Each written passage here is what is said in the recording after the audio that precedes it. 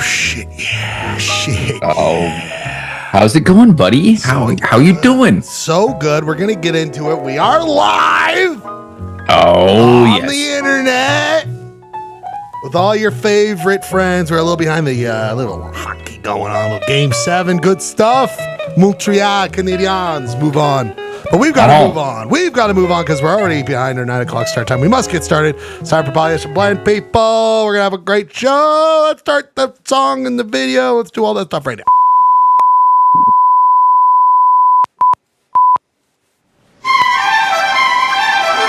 KTRD, home of the Polyester Blend Network, is now on the air. Welcome to another broadcast day.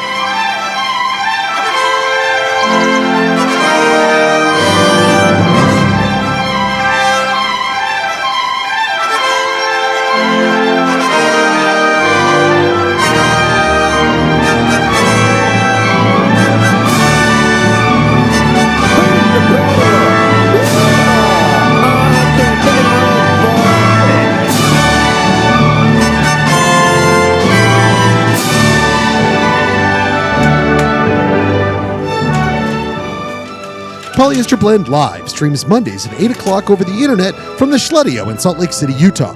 It's also simulcast from UHF station KTRD, 299 megahertz frequency from Hastings Dip in Utah's West Desert. As Polyester Blend Network and KTRD starts its broadcast day, we ask you to join us as we dissect, try to understand, poke fun, and also share our love of this strange Utah existence. Yep, that about sums it up. That's what we do here. And you, as a viewer, just sit back and enjoy. You understand that? That's all we're asking. Just sit back. Kick up your heels. Just have a great time. Your work is done. The day is over. Just cool your heels, brother or sister or whatever. Because we're here for you. We're here to entertain. We're going to learn a little bit. But most importantly, it's Monday. It could be one thing all the time. A little show called Polyester Blend Live. And let's do it right now! Yeah, baby!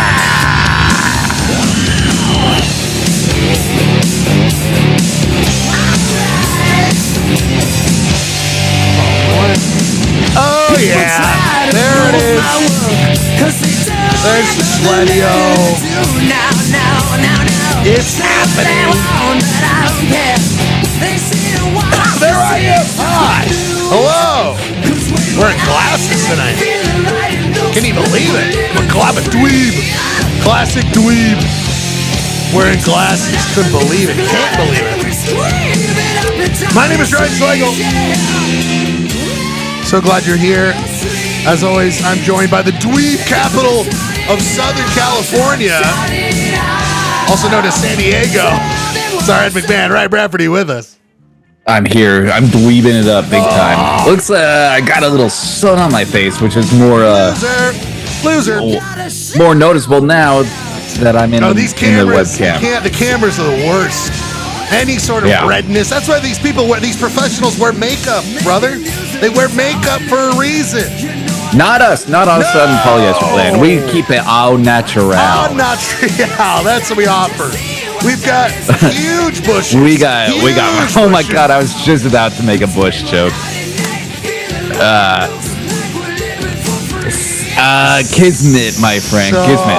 That's why we have the viewership we do, my friend. That's our humor. That is our humor, and we love it so much. We got dick bush, we got butt bush, we got it all. We got all the bushes, all ready to go. Except George. Well, actually, we do have George W. I still love that cutout from years ago. Speaking of cutout, our good friend Clay Scrub will be cutting in at some point here tonight, but we have so much to cut out of the bullshit of getting past all this stuff. We got stuff to talk about here tonight, Ryan, because we've got a full show, 9:12 of the PMs. How you feeling, brother? How you feeling out there? Oh, buddy, I'm tired. We got one more week of school. Well, actually 2 weeks, but next week is not like a real week. You got the finish line, brother. You can see it. I can see it. You can say you can make it. You're going to be like that hobbly person who is like out of electrolytes and just like, like with shit running down my leg. Mr. Bradford, are you okay? I'm like, just a couple more hours.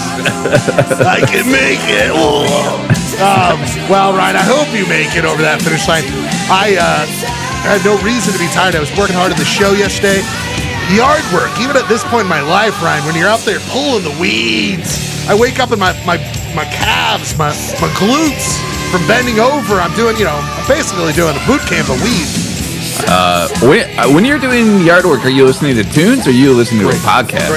Great question, right? This is the debate. Every time I'm about to go out there, it's like, what do I want? Is it a movie? Is it a podcast day, or is it a wonderful album dissection I'm listening to? And I went with the podcast this week, and there's too much fun stuff, too much goofs, things I'm behind on. So I did a podcast, and I destroyed these weeks. Destroyed them. They didn't have a chance. But we got the gravel, and it makes it hard because it just gravel don't look.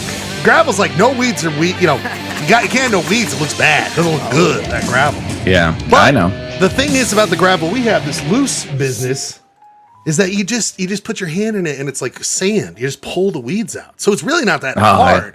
I love pulling a good. Like I love a good pull. Weed pull, and big root comes out, and you're just like, satisfied. Mamma mia, satisfied.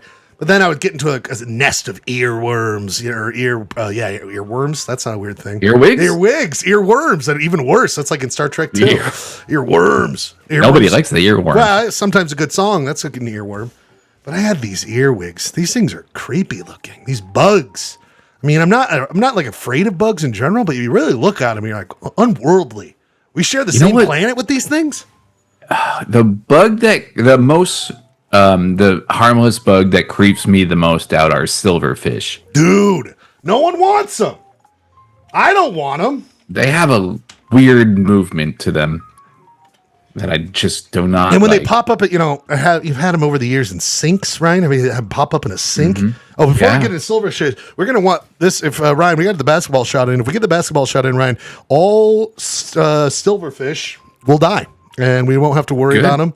Good riddance. Probably going to have some ecological problems. They probably do something for the environment, Ryan. Do something. I don't know. We probably don't want this, but we're going to say, hey, just give us a break. How about that? Just give us a 6-month break on silverfish. Plus, we're going to have a great shot. Holy. Was that in? No. No, Ryan, it was not in. So we are going to have more and more months of these silverfish. But Ryan, by the way, whoever made this is sometimes, of course, Ryan, I think Polyester Blend, we've all made it official. We're anti-AI until we figure out it gets regulated a little bit. Ryan, how do you feel about this? How do you feel about that business? Maybe a little regulation on that AI until I'm totally comfortable with it. Are you until we get Clay Dog to That's true. Until we get him back on Shopro and Photoshop, we are going to be stuck with some AI. But I mean, Ryan, I've changed my mind on these silverfish. Look at this image. Kind of looks rad. That's pretty tough. That's what we should do for a Shopro next week, Ryan. Make something look tougher than it is. You know what I mean? Like badassify something. What do you think, Ryan? Next week? Ooh, I like it. Badassify something? Shopro. Badassify something. Okay, well, we got that locked in. That will be for next week. But we got things here this week, Ryan, including one of my new favorites. Ryan, you know what? We didn't go to the payphone, though, and I feel bad because we have a payphone. For those who know, we broadcast out in the West Desert. You saw in the video, but we do have a payphone out there, Ryan. We have a payphone near the shack, and that shack, of course, is out there in the West Des. It's where we broadcast. So if you ever want to, grab a TV, an antenna, go out into the West Desert, you can watch us there. That's a real thing that you should spend your time doing. But there's a payphone right next to it, and it does look like we have someone waiting. So it looks like we have a caller who wanted to call in real quick. Oh, look at this guy. He's on a dirt bike, Ryan. That's kind of fun. Looks like his name is Bryce Turnup. I can't talk to him, but you can. Let's listen to what Bryce has a question for us. Oh, dude, am I on Polyester Blend? Holy shit, this is fucking, oh shit, is this Ryan Bradford, dude? Seriously? Oh, dude. Dude, this is Bryce Turnup. Hey, Bryce, what's up, dude? Oh, nothing. Hey, I I just, by the way, your style, love your style. Like, I'm an extreme dude, but like, you're extreme with just being boring. And I'm cool with that because that's a different kind of extreme. You know what I mean? But I'm an extreme dude. Hey, whoa, Bryce, whoa! I just met you, and you're coming on a lot of real strong. Well, I'm extreme. I'm on a dirt bike, and I'm about to jump out of a plane at night. People don't do that shit, but I'm crazy. I'll do that stuff. But anyway, I picked up this sweet new bike. I had a question for you guys. You guys do your music. And you like music and stuff, and I'm really into hair metal. I thought you could help me out. I was thinking I want to name my new dirt bike after a hair metal band. What do you think? What hair metal band name should I name my dirt bike off? I'll take my answer off the air. You guys talk about it, but that could be the question for the night. What name should I give my dirt bike? But it has to be a hair metal band. I'll take it off the line. Polyester Blend Extreme Bryce Turnip. Oh. Wow. A lot of energy with Bryce. Bryce Turnip. Poly Blend. What do you think about that, Ryan? Naming a dirt bike after a hair metal band. That seems like a fun adventure we could get into. What do you think? Oh yeah, what hair metal band are we thinking? So we'll go the classics, right? Right. We got the classics up here. Guns N' Roses. That'd be cool if you had like two, like side by sides, like Guns and Roses. Like Guns is the name of the dirt bike, and then you have like a side cart. You know, so I don't think that works. Motley Crue. It's pretty badass. Def Leppard, pretty good. Def Leppard. I mean, should it be a dirt bike parody or a pun? Yeah, like Rev Leopard. Right. Skid Row it's kind of like already Skid built in. Kind of right. Yeah, Skid Row. That's kind of maybe the most. Warrant. You don't want a warrant for your arrest while you're riding, but hey, it kind of seems badass. And Ryan, don't forget we have the entire glam metal list here, Ryan. We don't just have to go to the top boys. I mean, what about Firehouse? I mean, that's Fast Away. That's right there. People, we have our good friend, the Gurks here. Gurk, you here with us? Yeah, man, I'm here. Did you hear the question of the week about naming a dirt bike after a metal band? I mean, is there one that comes to mind? I mean, Gorky Park. That's a pretty cool name. That's not a band, is it? Apparently it's a Russian Soviet Union band called Gorky Park. Oh, well, so Winds of Change was by a band that also had a song called Gorky Park. That's what I thought you were talking about. No, let's go with the Scorpions. The Scorpions is pretty sweet. Scorpions is a good submission. I don't know. I might want Gorky Park after this.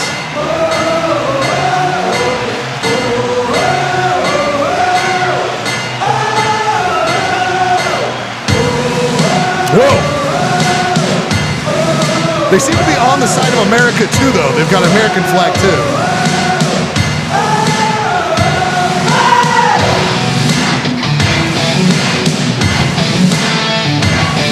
Okay, Gorky Park's going to be our song during the break. That fucking rocks. Ryan, where you at with Gorky Park? How many albums you got? I love it. I've never heard them until right now. No, I've never heard of them either. My good friend, don't you know they are still going. Still a band. You never picked up Gorky Park, self-titled, or Moscow Calling? Never picked up Moscow Calling? I know what that's a pun on. That's a pun on London Calling. Get it right? Get it? Gorky... Moscow Calling. Give him the boat. I like Gorky Park, Ryan. We'll ask other people throughout the night. And speaking throughout the night, if you want to check out nightly what's going on in the world of Polyester Blend, why don't you go check out our Instagram, Polyester Blend Live on Instagram. The future's so bright on that Instagram. You're going to see so much stuff you want to see on that. Go check it out. If I may, I just Googled it. But apparently Scorpions did that Gorky Park thing and then inspired Gorky Park to be Gorky Park. Oh, so Gorky Park pulled its name from the Scorpions. Well, I mean, Gorky Park was a thing. Oh. There was a place. But here's the thing. Like, there's a whole podcast about how the Scorpions might have been a CIA front. What? And it's glorious. Oh, that's a recommend. What's the name of it? Do you remember? I can find it during the break. Dude, find it. I got to listen to that. And I'll bet next time I'm weeding, I'll be listening to that. I think it's called Winds of Change. That's pretty good. Because that song, Winds of Change? Yeah. And it was like a big anthem for the fall of the Berlin Wall. There is a new podcast by the Ringer Network. I'm a big fan. I was just talking to Jeff Guai. Jeff Guai and I were talking about this, and it is fantastic. Jason Concepcion, who's a great personality on the interwebs, a reviewer. It's called Wait a Second, and it's about It's like a deep dive into conspiracy theories where they're like, we know it's not real. We know it's not real. We're on your side. We're not crazy. But why don't we just look into it a little bit? And they pick different topics every week, and it is fascinating. Fascinating stuff. So it sounds right up my alley, but check it out. Wait a Second by Jason Concepcion. Gorky Park, Ryan. Have you been to Russia, Ryan? You've never been to Russia. Never been. What's your level of interest in Russia? I would go. I'd go. I'd go. Yeah. I don't want them hassling me. I don't want like Putin's gangs all over me. You know what I mean? I don't want that. Like, can you leave me alone? I just want to walk around your country. Leave me alone. But I'm very interested in Russian history. Russia's just a fascinating place. Anyway, more on Russia here tonight on Polyester Blend, the new show, Polyester Russia, where we go things all through OSHA. But what we have in fact this week, Ryan, we do our Of the Weeks. Ryan, you love our Of the Weeks. We have an Of the Week you got a guess on, Ryan. You got an Of the Week. This week, we're going back to the birds, Ryan. We're going back to the birds. You're a big bird watcher, right, Ryan? I saw a tiny hawk in my backyard this weekend, and it was delightful. Are you going to get into birding? Get the book, Ryan? Get some binocs? Get on that? I used to have zero fascination with birds. Now I think they're kind of cool. You get older, and especially with Archosaur Archive, our good friend producer Rob, who's here tonight. We've got an Archosaur Archive here later on tonight. When you start really realizing these things are just dinosaurs. We're just looking at dinosaurs. It just blows your goddamn dick off.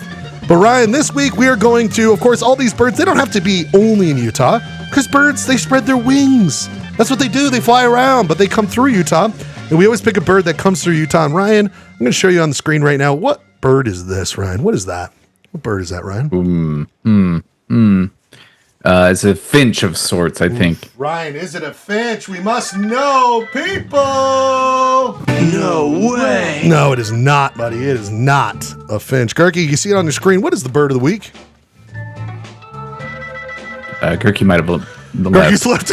He went to Russia. He went to Gorky Park. Yeah. He went to Gorky Park. He went to Gerke Park. Oh, my God. We have to have Gerke Park come in.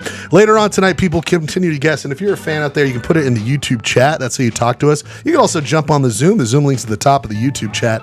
If you want to hop on and give your guess for what the bird of the week is. Bird of the week. I think I have the YouTube chat going. Let's see if I do.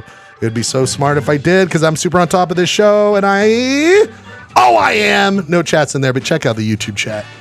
Find out all the good stuff. Let us know what you think the bird of the week is. Bird of the week. We need bird of the week. We need like that, Ryan. That's what we need. A jingle for each one of these. Jingle for of the weeks. Let's just get AI to make one. Oh, see, now you're all in on this AI. Someone wants to make a jingle for me. Bird of the week. Send it to me. Send it to. We don't have an email address. We need an email address, right? I think I set one up a long time ago, but it should be like Polyester Blend Live at Gmail. I probably set that up. TBD. More to come on that. Ryan, Kilby Block Party just happened this weekend. Kilby Block Party. I saw some vids. I'm telling you right now. This thing is going to go even more bonkers next year, because the press that was here, Ryan. Pitchfork, Stereo Gum, all of the major outlets were here doing interviews. In this lineup, this is truly, Ryan, I'm an old man. This Haley Williams. The kids love themselves some Haley Williams, Ryan. Steph went to the show. I did not. But apparently Haley Williams was just like... This is a Paramore, right? Yes. Yeah. And I never listened to Paramore. Did you ever do a Paramore situation? I've tried. Never did. Never got into them. Not my thing. That's fine. Not everything has to be for me. Though it should. But apparently it was just like, it was packed for Haley, for this Haley Williams. So much so, Ryan. Let's see, they still have the lineup here. Because apparently I like Wild Nothings. Do you ever listen to Wild Nothing, Ryan? The band? A little bit, yeah. I like them a lot. But Steph went to go listen to them because they were playing one of their full albums, but they were matched up at the same time as Haley Williams. Oof, there was no one there, apparently. It was empty. These poor Wild Nothing. They had nothing. They had nothing. And it was a bad time for them. But I'm telling you right now, I'm going every year. This is just decided. I'm going. I'm not going to. Yeah, there was a teacher from my school that was going to this thing. Yeah, man, they're coming from all over. I had a coworker. He said he lives in Utah, but he rented a KOA and camped at the KOA right next to the fairgrounds. Hey, that's smart, man. That guy's thinking ahead. He's 7 levels ahead. He just camped right there, Kirk. Now, do I want to camp anymore at festivals? I don't know about that. I don't know about that, man. Yeah, but you don't have to worry about the lifts. Exactly. You're just right there. It's not camping. It's KOA. Hey, wait. I'm not done yet. I suppose You've already taken over the first 30 minutes of my show. I suppose it wouldn't make sense for you to get a KOA campsite because you live like 3 blocks away from the venue. I can work and walk the 25 minutes. That would be stupid. But Midvale, he's from Midvale, and I was like, you know what? That's a reason. And look at you got the pool, you got a playground. All right. Speaking of stupid, Clayton, go ahead. The Podfather himself is getting strays left and right. He welcomes himself to the show. Clayton Scribner, how are you, brother? I'm good. Aren't you glad to be here? I love the energy level. You're at a top-notch energy. My friend, enough with this not going to Kilby. I'm going next year. I'm sick of it, Clay. Frankly, I am sick of it. Enough. I'll go back next year. I mean, it just wasn't right this year for me. I'm telling you, I'm going back. No one can stop me. What were Steph's favorite acts that she saw? Was blown. She kept. We've already loved the Kevin Morby, but Kevin Morby, she could not stop saying enough good stuff about the Morbs, brother. And I love me some Kevin Morby, absolutely. She was a big fan of that. She also said, what was the band that she kind of was like, I had nothing to do. Oh, she loved Your American Football. Said they were fantastic. And you just said that the other day, where you want to do a deep dive on them. That's right. That's why I do a deep dive this summer. And she said they played fantastic. And then she had time, and this is what I love about shows like this. She had time before Wild Nothing, so she went over and checked out this Kenny Hoopla. Have you heard of this guy?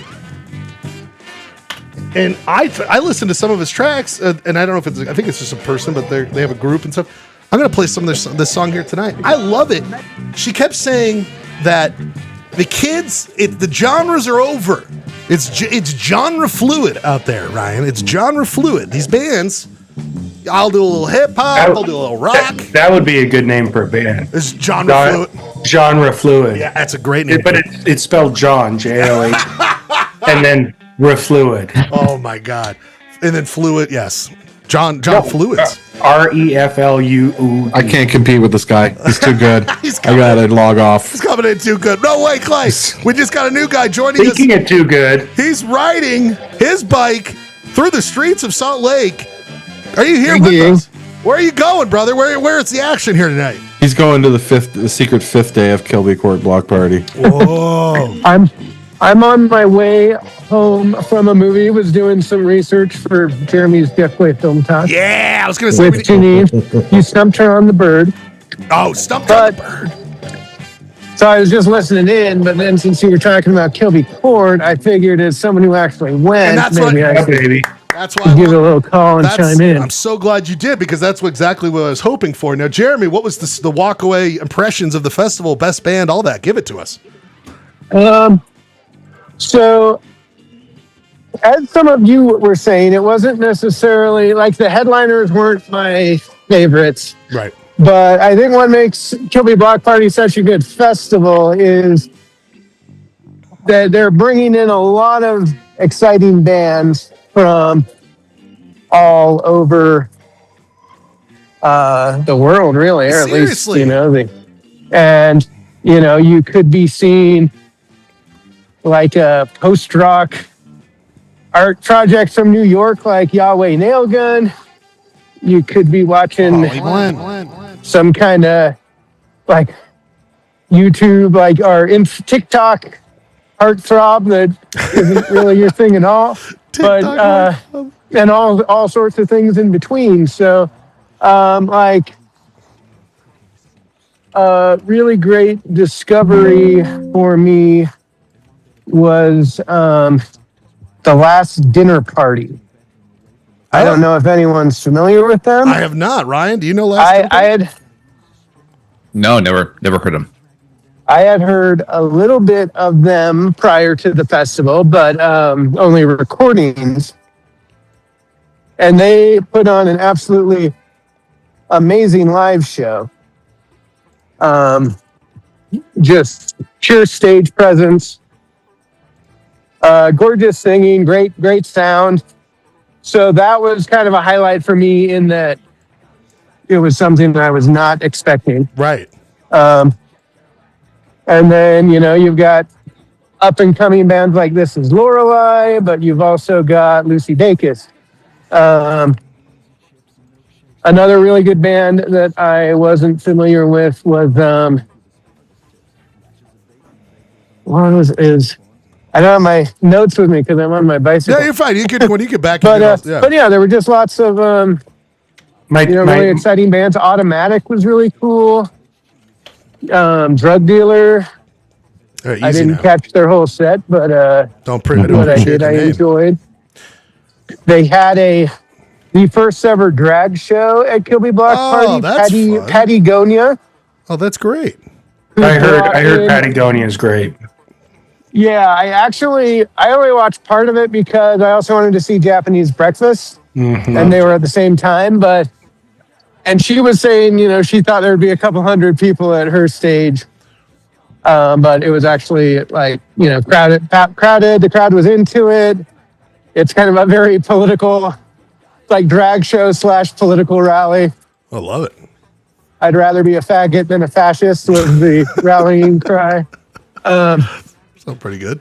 But yeah, the fact that you could go do that, and she brought on a local drag queen, Sequoia.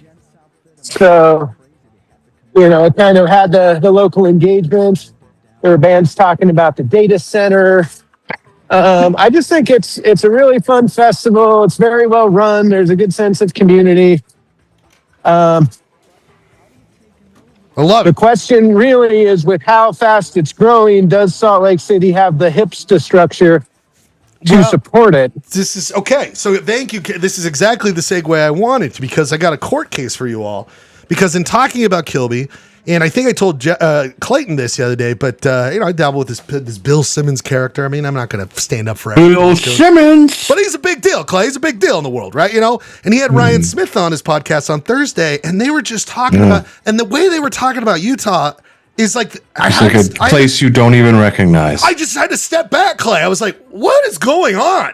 They're like international. I mean, this town is and he's there to hype it up. Of course, he's going to be the hype person for Salt Lake. But it was truly we're on this whole new level with this, and that's why we got to think we're like an Olympic city on the way to host a second Olympics, and even though maybe some things have left, like Sundance and stuff like that. On the macro level, you think about the amount of money, and money makes the world go round. I don't know if you know that or not. I've learned this. But we must open the court because you're doing exactly what I do. Okay. We open the court. Sorry. Preliminary hearing there. Yes, I wanted you because we open the great Poly courts because I name it this week. And we've talked about this plenty on the show, especially the growth since we've started Polyester Blend after the pandemic and how different it is. But I bring it up. You're talking about like economic population growth, not girthy. Not girthy. Sorry, no, not girthy. But people, what we're asking here is Salt Lake City. Sorry, did somebody say girthy? Your doctor. Every time you get on a scale, it's like we got more girthy here this week. We got more girthy. The craze this week is Salt Lake City what it should be, not what we thought spelled wrong. What we thought it would be. Because I think we all had ideas, Clay, when it's the 2000s, the 90s when you showed up, the 70s when you showed up, and it was such a small town, and we're like, no, it's going to grow, it's going to become things. I think we were all very pro growing the city, still am. But it didn't go the direction I thought it was going, right, Clay? To kind of that whole overarching thing. Is that the way you would feel about it? Like it didn't go what you thought it would go? It went almost a fancier place. It like stepped up a level. Your thoughts on this? Well, it's definitely gone places. It's definitely gone good places for a lot of things. Right. Did I think it would get this expensive? That's the thing. This fast. I did not think that. I always thought it would be some type of. I thought we would keep that outsider underdog edge longer. A little Portlandy because we're weird. We got the Normans, the artists. Yeah. Well, I think I was going to say outsider in a different way than Portland, but it's not. It's not outsider because it's I mean outsider like fucking because- weird. Yeah, because we're weird and we have really cool places to go see. Yes. I thought we would stay weirder longer. Yes. And keep kind of the. But you know what? I think you can't underestimate the fact that it was very affordable for a long time, and I think a lot of people moved in, and that's okay. It was so affordable. That's why I was like, I'm just going to say. Also, housing has become unaffordable almost everywhere. If you look like That's what I was gonna say. It's affordable. even in rural fucking, Idaho. Right. Idaho's exploded. It's crazy. But to that point, Ryan is moving back to Utah just so he can cash in on that. he'd live in a fucking mansion if he moved back here with the San Diego. We could all move into Ryan's house. Yes, it'd be Just the pay him rent. The Poly House. I mean, we do the show from there. House. It lived like a dream in the 80s. But, what kept me here was it was cheap. Oh, I can fly everywhere. I love the outdoors, all that stuff. But then it started turning, and I think there was, I got agitated. I got like, hey, what is this? Downtown? Where's all the cool buildings? Where can the weirdos live downtown? We could all just live downtown, no problem. Now we can't, and resent it. But then all of a sudden you wake up and I can't complain because I've got a fucking NHL team 10 minutes away from my house.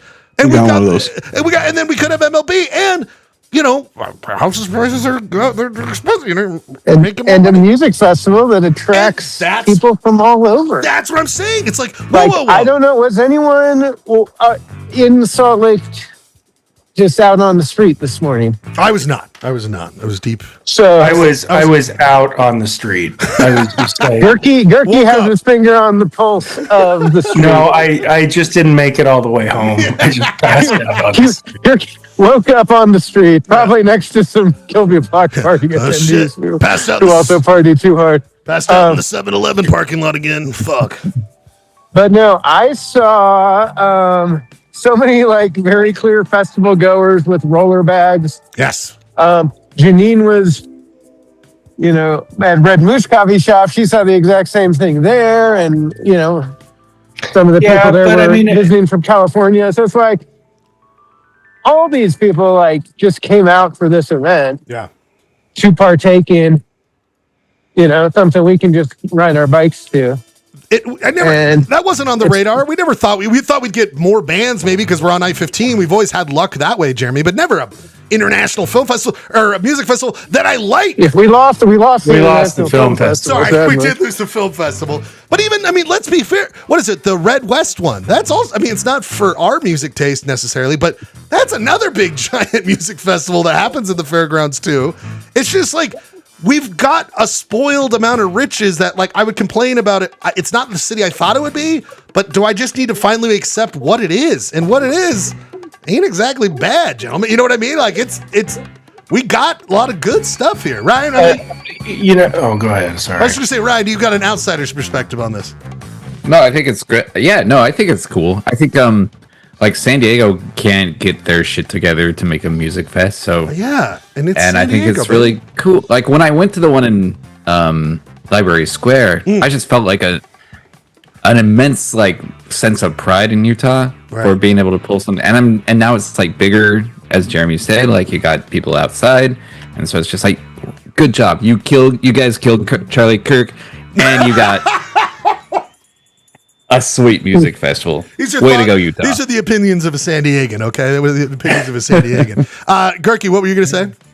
Oh, I was just going to say the other thing that I think has really gone underappreciated is our food has gotten so much better. Yes. Oh my God, yeah.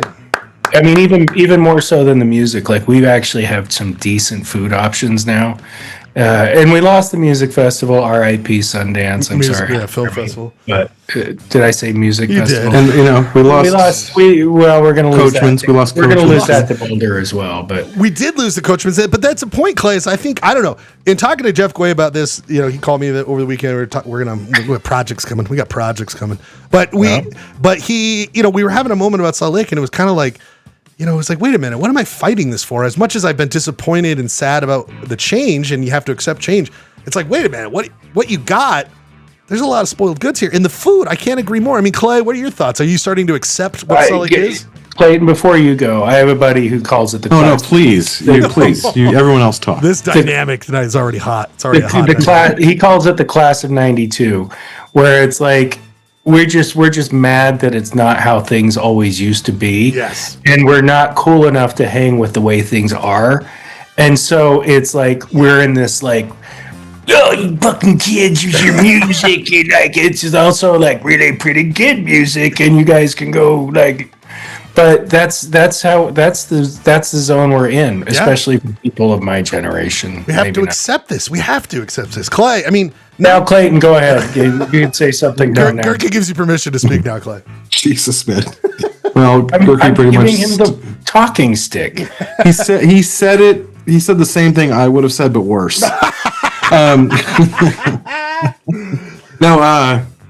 Yeah, I mean, I think there's a certain element to the class of '92, but fact of the matter is, a lot of this is what we always wanted for Salt Lake. Yes. It's not in our. I mean, it is in our time. We're here. We're still alive, but it's not when. I mean, I think of a kid my age when I was 18 and moved here. The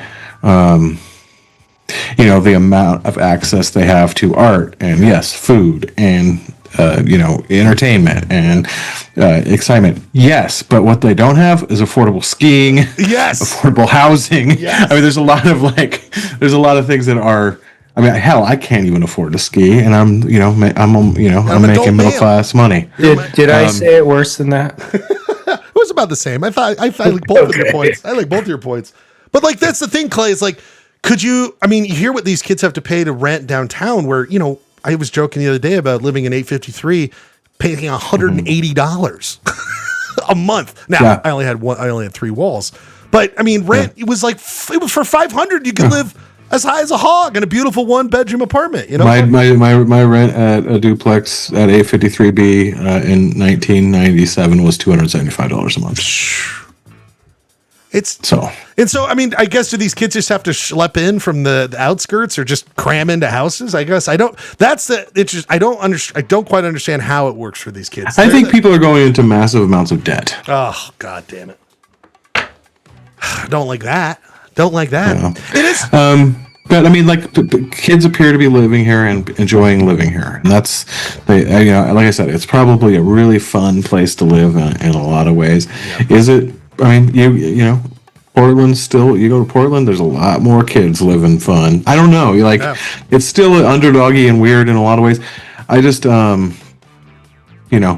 obviously there's bigger problems with this state than is Salt Lake growing the way we should. That's the other. There is deeper. It's also not an actual court case, but it's a good topic, so I'll allow it. I was waiting for Jeremy. Every time I pick one now, you hear Jeremy going, "It's not a thing. It's not a thing." But thank you, Jeremy, for allowing it. Why is it not an actual court case? I mean, there's no defendant. There are no charges being brought. It's a topic. Oh no, it's just a good topic of discussion that Schlegel chooses to frame as a court case. Well, it's kind of like what Trump did. He sued the IRS. He sued the IRS. It wasn't a case, and then he got $1.7 million for his friends. $1.7 billion for his friends. Oh, can we get that? Because if we can get that, we can afford to live here. Yeah, well, that's why you think I'm doing this. What do you think I'm trying, guys? We need that money. All right, people, I just think it's one of those things where the pendulum has swung. You're right. I mean, I love Salt Lake and what it's become, even though it's different, not what I thought it would be. What hasn't changed, though, Clay, is the deepening well of sadness that is the state of Utah. That part I am not. Because we're talking about Salt Lake weirdness, I want to share my best overheard story from Kilby Block Party, and that was someone talking about how much they wanted to try fry sauce while they were in town. This is what I'm living for. To hear kids discuss this, I mean, makes me so proud. Ryan, they were like, "Where should I go for the best fry sauce?" What would you have told them, Schlegel? Well, I'm a big Crown Burger fry sauce guy, but I think that there are. That's actually what the person they were talking to told him. He was like, "Well, if you want like the classic you have to start there. Old school fry sauce, go to Crown Burger." You have to start there, but then, Proper Burger, for example, I think does an amazing fry sauce, and I love what they do, but I just think you have to start with the baseline, and that's Crown Burger. Ryan, real quick. Yeah, understand. It's not Arctic Circle? I mean, okay, next time, guys, we might have to... with a baseline, talk about where it's like saying, the baseline is where it all began, isn't it? You know what? And that is true, Clay, but I'm going to write down... This is the true Poly Court. The people versus fry sauce. Okay, and by the way, I just wrote it down. We finally need to do a fry sauce fry sauce Olympics. Yeah, we need to determine this. It must be done. We're the show for it. I guess that's the next contest. Last thing, Ryan, I just want to ask you on a side note, because back in the day, it would be two places. Kids in Salt Lake would be like, if they're not going to stay in Salt Lake, they want to go to Portland or they want to go to San Francisco. And San Francisco seems dead. But my question to you, Ryan, in the great state of California, which you have such a great pulse on, you've got your finger on the pulse. Where do the kids talk about going in California? Where do the kids want to go? Do they just want to go to LA, Ryan? What do you hear from the kids in San Diego? No, I think there's a very like adamant defense of San Diego, and everybody who goes to LA, like, they're considered sellouts or posers. Oh, so it's very territorial. Like, this is it. Right? There's a little bit of pride. Yeah. Does San Diego feel like it's? Does San Diego feel like it's the forgotten city of California? I'm sure. Yeah, there's a little bit of like little sister, it's like little provincial, child, like younger child syndrome. Yeah. But it's like it's a major fucking city. I mean, you are competing against LA and San Francisco. I mean, I can understand why you'd be like, I mean, not that those are like, I mean, I think San Francisco obviously is very interesting. LA has got its interests, but like, I can see that. Those are iconic American cities. Yeah. I can see why, even though San Diego is over and over again voted some of like the best city to live in. Many people say I would move to San Diego in a heartbeat. Totally. If I could get a job and afford a house. Ryan, when you moved to San Diego, Ryan Bradford, is your school district hiring? We're all moving to San Diego. Well, I had never been to San Diego, and then I went there because, of course, Ryan moved there, and it was like my fucking eyes were open. I was like, whoa, this place is amazing. I love San Diego.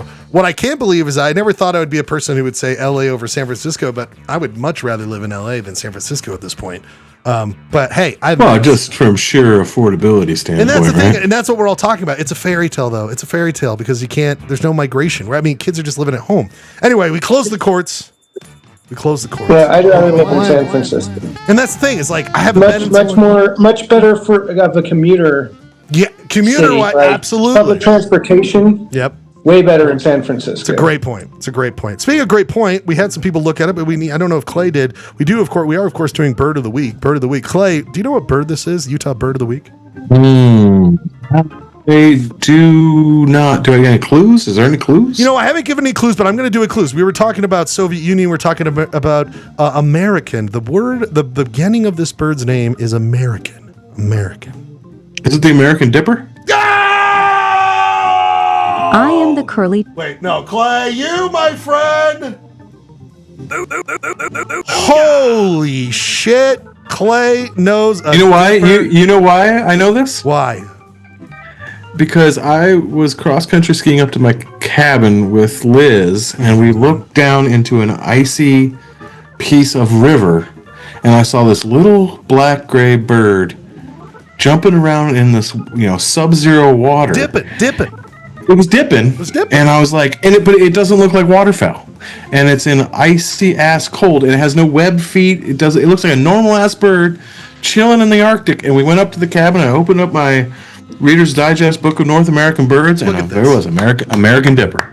The reason I didn't immediately recognize the American Dipper, it's not in the water, and it is lighter in this shot than most American Dippers. Gotcha. It's black. It's more of a black color. Well, this is why I let this guy be on my trivia team. What a pull, Clay! I am dumbfounded. Whereas Jeremy owns the Oregon of the Week, you own the Utah Bird of the Week, my friend. What was his guest? Was it Vas Deferens? No one actually submitted a guess in my records. No one actually submitted. Unbelievable, Clay. Unbelievable. You know what else is unbelievable? Thank you. What a show we got going here tonight. So much topics, a lot of conversations. American Dipper, also a decent name for a band. Good name for a band. People, we must get into our next thing, our last thing. Not a lot here on the talking for for point of Ordah, some hyperlocal news, but let's open it up real quick. Really just following up from last week, this data center has hit international news. I mean, it is crazy, but wanted to do a shout out to our friends at Elevate Utah. They do such a great job. And they caught strays, Clay, from Kevin O'Leary, which I was kind of impressed that he knew who they were, but also not, because they do such a great job. If you don't follow them on social media, you should. They are like the good version of what we do on hyperlocal news. They really what is their viewership? Are they kicking our ass?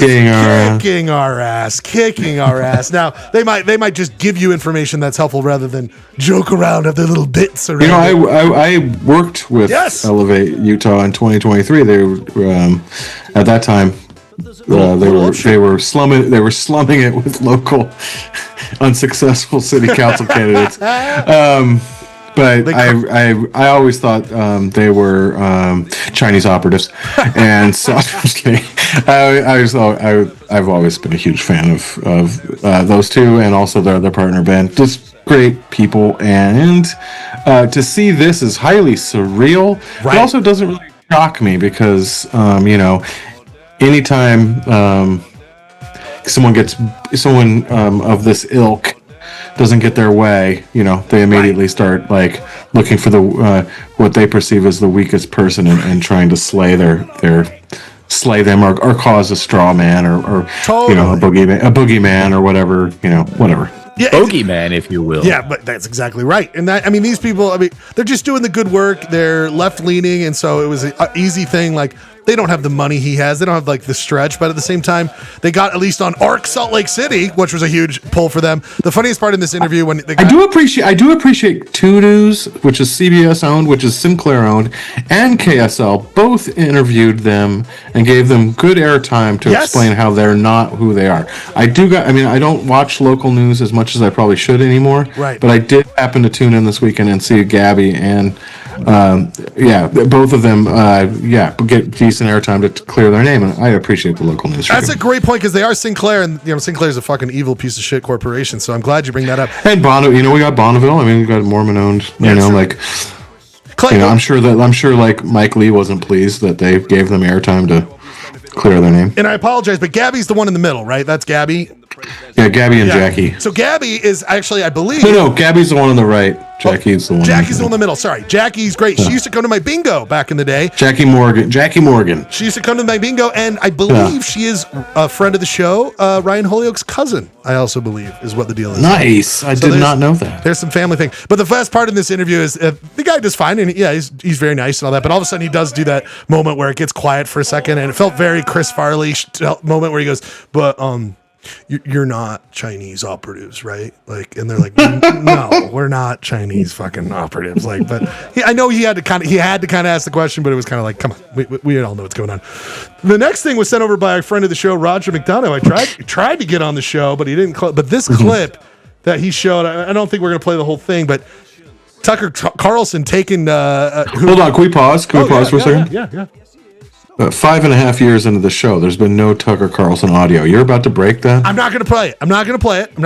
No, you can't. You can't play it. I'm just saying. Are we ready to break this? It's 4 minutes long. I don't want to hear him. I've never heard his voice on the show. Are you about to break it? We're going to keep that straight. We're going to keep that streak going. But he does.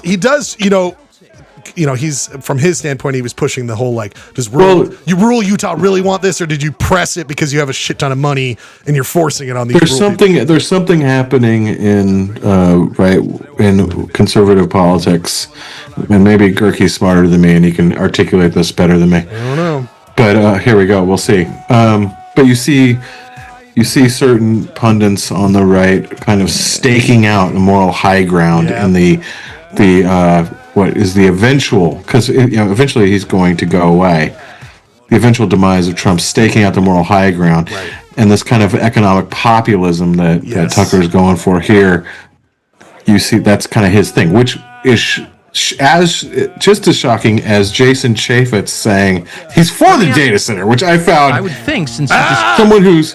Sorry. Oh, all right, sorry. Am I spoiling things? I clicked something wrong. Oh no, I'm just saying. You see that happening, and then locally, you see Jason Chaffetz, who's the worst kept secret that he's going to run for governor in 2028, and he's saying for the data center, which is a wild play as far as I'm concerned. But maybe he's right. I don't know. Well, you saw Cox. No, I mean, not right. Obviously, not right morally, but right politically. Right, and you saw Cox have to eat it. I think we talked about it last week's show. Where I wanted to. He ate it, but then he's like he's being more tactical. He realizes this oligarchy shit is not popular. Like, this billionaire stuff, they're starting to turn on him, and they got to get away. Why I truly wanted to bring up is this hat situation, because this hat has become away. That hat is hilarious. This is like MAGA coded. If I see some fucker out there wearing this hat, I know where you're at with that hat, and I don't like it. Utah National Security. I mean, what the fuck? I saw this and I started Googling to see if I could buy you this hat because you would love this hat more than anybody. I mean, eventually this hat will be like such a cool hat to have. I mean, that's the thing is I as much as I hate it, I'm like, God. Eventually, not right now. I wouldn't wear it right now. Yeah, Utah National Security. I just want to see. I mean, that's stupid as fuck. I can't believe it. There we go. Oh my God, yeah, you can get it anywhere, right? All right, I want to wait. I want to find it. Wait, where are you finding this? I didn't see it the other day. We got eBay. I think people probably saw this and then made their own. Made their own. Just went for it. Mm-hmm. They saw the. See, I didn't have that foresight. I didn't think. I wish I was in that meeting with I could have data center money if I did that. A billionaire who was like, what word should I put on my hat? I mean, this is the kind of age we live in, Gurky, where it's literally like something AI generated. Kevin O'Leary, Utah National Security hack is probably enough people Google searched it, Gurk, and then they just like made it because that's not the same font. They just popped it up. Anyway. Well, they probably just come up with Google searches and then put it into like the Zazzle or whatever it is. Exactly. And then the hat matrix. And then automatically generate it and mark it up 300%. And it doesn't fit well. We're in the wrong business. I know we really need to be making more hats. I mean, it doesn't fit well. You see how much he's got. He's been doing a lot of interviews with suits, and he's been wearing flip flops with the suits. I don't know what's going on with this guy. What's going on with this Marty Supreme with these brothers? Working with them. I mean, I don't know. I'm questioning the whole thing now. People, that was all I had for this week's point. Do you see the renderings of the of the data center that they released today? No, I did not. It looks like a modern art museum. Ugh. It's so weird. Like they release these renderings. Oh, they're trying to make it look classy. There it is, looking like a row 2 center. Yeah. That one. Yeah. I'm like, no, that's like MoMA, dude. That's not. The opera isn't going to also perform here tonight. Where are these people walking out into the desert? They're just walking out into the. They're walking in a salt marsh. Holy shit! How have I not seen this? This is a real thing. This is real. They released this. Kevin O'Leary's company released this today as a rendering of the deal. This looks like a modern art museum has been dropped in the middle of Hansel Valley. Like a nice winter stroll to the data center. All these how weird do you have to be a person? Like, what a great tour of the data center today, people. I think they potentially put every brown person in Utah. Exactly. There's more, but it's definitely overreaching the population. By the way, guys, definitely you shop. You cannot even you shop, bro. This is you shop, bro, guys. This is total you shop, bro. So we're gonna have to use this next week. This is what they do with the Bravenel Hall. They just move it to Box Elder County. Bravenel Hall. I'm saying what part of this rendering is a data center? I don't understand. Did you say a Bravenel Hell, Ryan? A Bravenel Hell? Is that what you said? That's what it should be called. I mean, just pan out and there's like the entire city of Salt Lake in a warehouse. I know. Like moshing your data. This is amazing that they even have the. They even have. I guess this is like a staff headquarters because there are other big box renderings, but I guess this is like a staff chill hang. Wow. There's going to be like 400 people that work there tops. Oh, here we go. Yeah, well, this is actually the real KTRD. Station, yes, exactly. Right? This is we're gonna have our little station in there. We're gonna have an office inside of this fucking Abravanel hell. Look at this. That is fucking bananas that they had the balls to do that. That is incredible. Very well. I mean, I love the zero, the garden in the front. Very nice xeriscaping out there. I love that they're just walking on salty soils. It's just salty nothingness. There's if you turn the camera around, it's just fucking barren, beautiful There's hellscape of Box Elder County. Like the thought that they would put this much architectural stuff into. Jesus Christ. Good work, Clay. Good pull, Clay. Very Thank good you. stuff. Thank you. Very good stuff. That's an all-time great. Thank you. Oh man! Speaking of all-time great, we got even more all-time greats coming up here tonight. We've got a Archosaur archive by producer Rob. We're going to learn some stuff about that and a Utah Cities quiz. Get your. Can we, do you want to do quiz first? What was Can it? we do that? Do you want to reverse it? Do quiz first and then archive? Yeah, I kind of need to That's do all that. right, brother. Sorry. We can do that. Producer Rob, he will be here. I've with got a us. 5:30 a.m. wake-up call. Oof, rough stuff. Well, we'll do that. We'll get right back into it with Utah Thanks. Cities quiz after the Can music. take a music break, though. Music break. What did you put? I didn't see anyone respond on a music. Oh, I just said home improvement or shacking up with your lady songs. I don't know. Can I just listen to the Home Improvement theme song? We could just listen to the home improvement. Yeah, why don't we just put the home improvement theme song? Okay, we will play the home improvement. It's only theme going to be song. 45 seconds. That's true. It's true. Well, we need to get right into it, so why don't we just do it? People, we'll be right back after this first song on Polyester Blend. Home improvement theme. We will get right back to it with more fun stuff of Polyester Blend. Let's see how long it lasts. Home improvement theme cover. I wonder if I could find someone playing it out in the wild. Okay, we're going to listen to a guy play it on his guitar. We'll be back in 40 seconds, people. Here we go.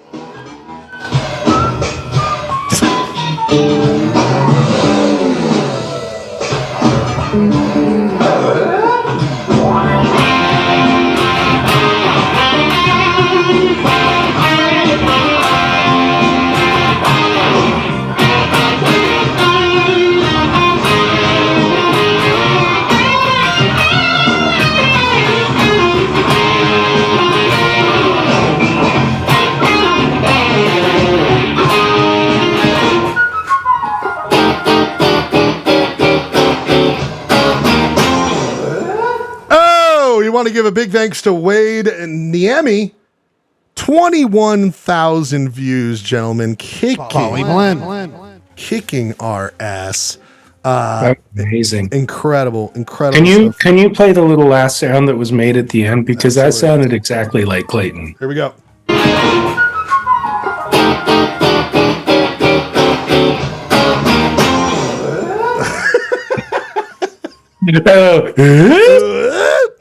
Fantastic stuff, but I realized actually, you know what? We do need actually a little bit more time because I didn't have the quiz ready. I thought we were gonna do it. It's okay. I've got some things to say. Well, you know what? Let's go to Gerkie's Corner and you vamp for a second here, people. Oh yeah, there we go, people. Gerkie's Corner. I don't know if you guys have been watching the Giro d'Italia, the second best bike race on the planet. Oh, I have not. It's been kind of underwhelming so far, but right now everybody expects Jonas Vingegaard to win it. And it looks like that's the track he's on. Going back to what Clayton was saying about home improvement versus shacking up with your girlfriend songs, I think 45 seconds is about the right amount of time. There we go. Both of those things. There we go. I know. You guys all have partners you live with. All very cute. And you have your little domiciles.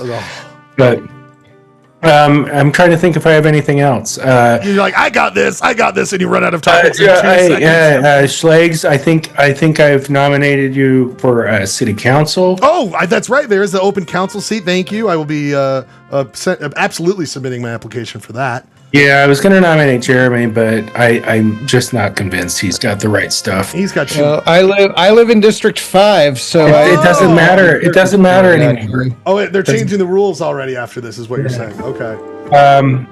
I don't know. I think that's about all I got. I got a fun story coming this week. 2 fun stories coming this week. I can't wait. We're all for that. Well, let's do this real quick, Jeremy. While we, I'm just giving like 1 more minute. Why don't we go into it real quick, Jeremy, for a little bit. We haven't done it for a second. I wanted to bring it up. Polly Blend. A little bit of Jeremy's Jeff Gway film talk. It sounds like you went to a movie. Oh, lightning round. Just real quick, while I get this set up. Oh, you're good. Jeremy, what do you think? What do you got this week for your Jeremy's Jeff Gway film talk? Putting you on the spot. I've got tons of exciting film news. I was at the San Francisco Silent Film Festival. Of you drove. The hello. restoration of King Vidor's The Crowd. I just saw Obsession, which in the opening scene, a character talks about how his Wednesday trivia night is all he has, and he wakes up hard for it. That's Gurky. And it really Welcome reminded to me my of life. Gurky, yeah. But yeah, that's Obsession. So we got a couple interesting horror movies that have come out. I'm not sure if Bradford. I really want to see Obsession. Haven't seen it yet, was but I this watched this was a silent movie? No, I kind of moved on quickly because we only have a couple minutes. You're doing great. But- You got a little bit of time. This is Obsession. It is a new horror film about a guy with a crush on a girl who maybe gets a wish mechanism. You know, it's the monkey claw story, but a different take on it involving a relationship. And it's kind of a slow burning, escalating horror film that's quite engaging, kind of darkly humorous, about a clingy relationship. And then there was Hokum, which Bradford was talking about, seeing the director Damian McCarthy's rewatching his previous film on the blend 1 or 2 weeks ago. What was the Did you previous see Hokum film? yet, Sorry. Bradford? Or? But yeah, I saw Hokum. I mean, I think it's my least favorite of the ones I've seen of him, but I still enjoyed it. He knows how to craft a spooky movie. I enjoyed it too. Mainly, I really liked the production design of this. It's kind of this remote Irish hotel that has a witch potentially living in the basement, and the honeymoon suite is somehow haunted. So, and Adam Scott plays an asshole in it. So those are both really good. He's really good at that. Yeah, there's a really good film at the Broadway right now called Blue Heron, directed by Sophie Ramvari, and it is Blue Heron. I barely knew her. Keep the hits coming. it's about a family who dealing with having a teenage child with a disorder where he's kind of antisocial and troubled, and it's kind of a meditative look at that, but it's quite powerful.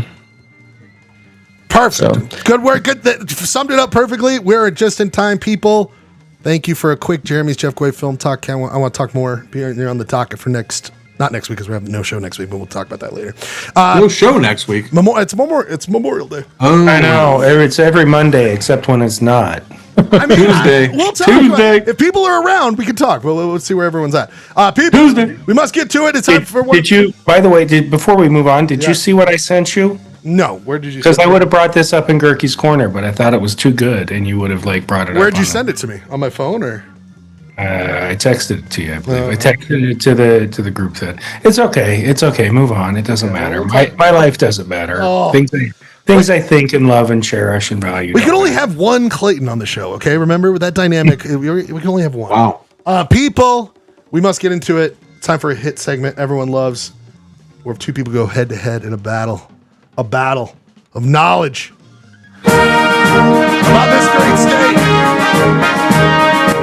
Box Elder County could be there. We don't know, but it's a possibility.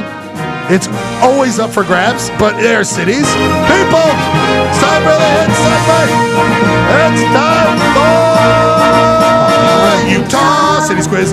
Is a game between Ryan and Clay. Utah Cities Quiz is a game of knowledge of the cities and towns. Census designated areas.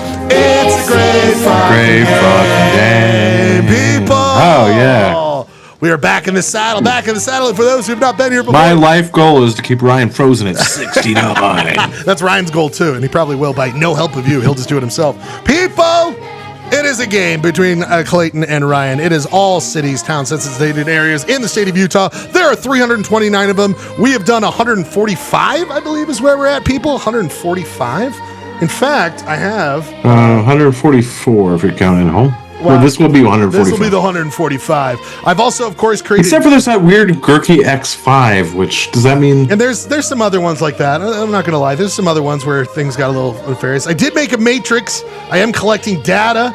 And I can give you some of that in a second. But people, it is me, Clayton and Ryan. We have unlimited lifelines, though, in the form of Robert Gerke and producer Rob. They can chime in. I had a premonition the other day that we're going to do Summit County because we've only done 4 in Summit County, and it's disproportional considering the population of Summit County. But maybe you're going to prove me wrong. They don't have a huge amount of communities if you really look at it. That's what's troubling some of these places. I know it's mostly the Uintas. It's mostly Uintas. But anyway, lifelines here tonight in the form of Robert Gerke and producer Rob. These guys can call them on at any time. We also have Judge Jeremy. Basically, unlimited lifelines. Basically. Yeah. Rob and me. Yeah, 2. But unlimited use of both of these 2. Also, don't forget, gentlemen, we have Jeremy here to make sure there's nothing nefarious. He is the quiz master, or the judge of this great thing. And don't forget, guys, people forget, we have the Utah trivia question. So if you get one wrong and want to save a point, ask for me to read from the Utah trivia box, which we all love so much. Answers that are only good until 1991 when this game was put out. So they're frozen in time. But don't forget, you have those cards if you get a question wrong. We always must start off correctly, though, and that is by going to the coin flip. The coin flip decides who goes first this round. Ryan, your good friend Robert Gerke won last time, so that means you get to go first in the coin flip. But before we get there, Thank you, Gerke. You did a great job for you. Let's do a guess for .025. Fuck you, Gerke. Ryan, you won last time, so you get to go first for .025. Ryan, we are in Iron County. Ryan, Iron County. Oh, what city, town, or census-designated area are we doing in Utah or in Iron County, Ryan? For .025. Santa Clarita. Santa Clarita. Okay. Now, Ryan, we did do Santa Clara, probably about a year or 2 ago at this point, but that's okay. Well, that's fine. Clayton, what do you think we're doing for .025 in Iron County? Well, I'm going to go back to my childhood. Ooh. Where we would ditch high school and ski at a place called Bryan Head City, please. Oh, Bryan Head City. Both great guesses. Is it Santa Clarita? Is it Bryan Head City? Oh, no, gentlemen, this week. Canaryville was my second pick. All great guesses, but none of them are right. People, we are going to the fair town of Newcastle, census designated. Oh, fucking weird ass. Very small. Out of the 329, it's at 254, so it is a population of 300. It's in Iron County. Very small little place. That is where we're going to battle. Is that where they make the Newcastle White Ale? Oh, maybe there might be a question about that here tonight. No, sir. It is Newcastle is a brown ale, Gerke. You know it's a speck of down dust there. town. It's all white. You know it's a speck of dust town when they give you the longitude, latitude coordinates to locate. This is the best map I can find of it. Is just this random website that gives that. People, like we were saying, we do a coin flip to see who goes first every round. Ryan, you won last time, so you get to guess heads or tails on the old school or heads or tails on pretty large penny this time. Pretty large penny. What do you want, Ryan? Let's do tails with pretty large penny. Tails, I knew you'd go with pretty large penny after that pitch. Penny. Achievement unlocked. Baby steps. One flip. So not for going first, but for command of question number 5. Clayton gets command of question number 5 later on. Oof, Ryan, oof. Sorry, gentlemen, I did this quiz, but did not have time for an oeuvre. Well, I did have time for an oeuvre, but there's just no videos. No oeuvre. There's no oeuvre. There's no real oeuvre. All I can really give you is this photo of the post office down there. God. Nice. Is it his and hers on the either side? I think so. Let me see. It's a post office and a rest area. Yeah, it's all in one, baby. I almost did a question about it because there's only more circles than people. Yeah, exactly. So you can see it's Cedar City is just on the other side over here. Where they're lifting the water out. And then there's Enterprise. Well, there's a Newcastle Reservoir there, my friend. Okay. I need to keep my mouth shut. You might be. You don't want to give out too much info. Barrel Junction's right. I see. I probably see some swine farms. I think I see factory swine farms. Definitely out there. I was going to do a question about the post office, but then I didn't want to read the name because there's like 2 reviews for this post office, and there's 1-star review, and it's like, I love blah blah blah, the normal guy, but this other guy fills in. He's such a dick. So, but I was like, all right, so just know if you're not there on the regular day, you're going to get a dick at that post office. Just be aware. You turn this into a question. This would have been such a good question. We got plenty of great ones here tonight. Plenty of great ones. Well, you will decide here in 1 second. Ryan, you get to go first because you won. If there's no burial plot questions, I'm not happy. I definitely looked at the cemetery. Not a lot of info there. Ryan, we start things off with a series of 3 questions. Ryan, there's going to be a total of like, let's see, 5 points available. 5 points for this first question, Ryan. Are you ready? Okay. Here we go. Question number 1, Ryan. 5 points in the first question. It is about dates of founding. The year. My first question. You get a point for each digit. That's right. Year Newcastle, Utah was founded, and then it was brought up earlier. Year Newcastle Brown Ale was introduced, Ryan, and then which century AD was Newcastle, England founded? Ryan, it is in a century AD form. On the money, or does he have a cushion? He can be within a point. He's got to get the digits right. He's got to get the digits right. So it's dead on for each one of these. All right, dead on for each one of these. Ryan, you have lifelines in the form of producer Rob and Robert Gerke. What do you want to do, bud? Gerke. Gerke, I need some help here. It was because of all my knowledge of Newcastle. The only person to ever win a Ryan. We gotta make sure Gerke doesn't have AI goggles. Robert Gerke. He doesn't have AI goggles on this one. We might. We just got people keep an eye on the Zoom. Hands free, no Google goggles. Let's go, Ryan and Gerke. What do you got? So I think, Ryan, I'm going to go out on a limb here. I'm going to go with the first digit is 1. Freebie, maybe. Okay. All right. I think I'm going to go a 9 and a 0 and a 9. 909. Okay. What do you think, Ryan? You feel good about that? It could have been much later. Knowing it could have been like in the Newcastle. 40s. I don't think he knows anything about Newcastle. I don't know anything about Newcastle. I know it's better than the old castle. But the beer was like, I think 1782. 1782. What do you think, Ryan? Oh. You've got British people in your life, Ryan. You've got relatives that are British. Do you feel that's right? I mean, is it a really old beer? Or is it just like... It's an old beer. Made... Jeremy's probably laughing at me, but... I mean, it depends on what your definition of an old beer is. I mean, the alternative is you could guess 18 something. Because, like, the 82, I'm just winging it. But I feel good about 19. I feel pretty good about 17. It could have been much later than 1909. Let's go 1939. So, like, the Newcastle beers that you buy in a grocery store. Yes, the famous ones. Yep. Yeah. Gerke's now those started. I mean, wait, how did we go from the 1700s to the 1930s? No. 1782 still on Newcastle. Oh, okay. And 1939 on the year Newcastle, Utah was founded. It's an old beer. Europe. It's like they work in geologic time. Ryan, and then the last one. What century? 1939. 1939. And that's what I'm suggesting. Okay, he can definitely edit it. And then what century, guys? What century was Newcastle? What century? Mm-hmm. Oh. AD. Ninth century. I like that. Okay, Ryan, do you want to change? Were there 4 points possible there? Just 1 point for this. 5 points possible here. 5 points possible. The century one is only worth 1 point. So, what do we got, Ryan? Do you like these? You want to lock them in? Yeah, let's lock him in. Locking him in. Let's see how many points. No feedback? He's trusting his guy. He won the quiz for him. I won last week. Yeah. Or last month, whenever we did this show. Yeah, some other time. People, let's find out. Ryan, the first one. When was Newcastle, Utah founded? Is it 1? Is it 9? Is it 3? Is it 9? Oh boy. Ryan, Newcastle Brown Ale, when was it introduced? 1. That's right. 7. 8. 2? Oh. And was it 9th century? All right, a lot of points on the table. You're only walking away with 3. 3, Clayton. What do you want to change? And you have lifelines. Well, we gotta consult Rob Nielsen, obviously.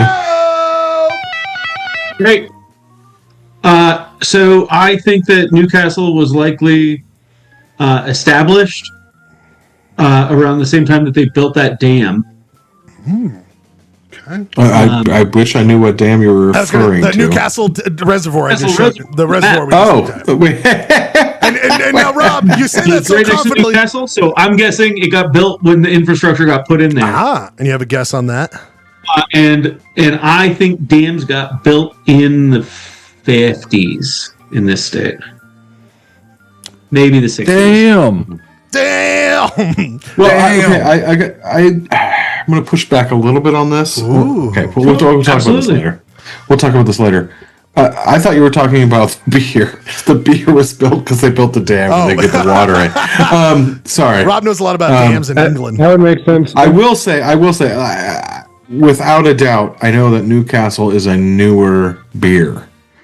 It's not. I don't think it has. I don't think it has the history, quite the 1700 history that Kirky was giving it to. I was thinking more 1970s. Yeah, I was. I mean, I would go back to like the 1920s or 1930s. So what do you want there, Clay?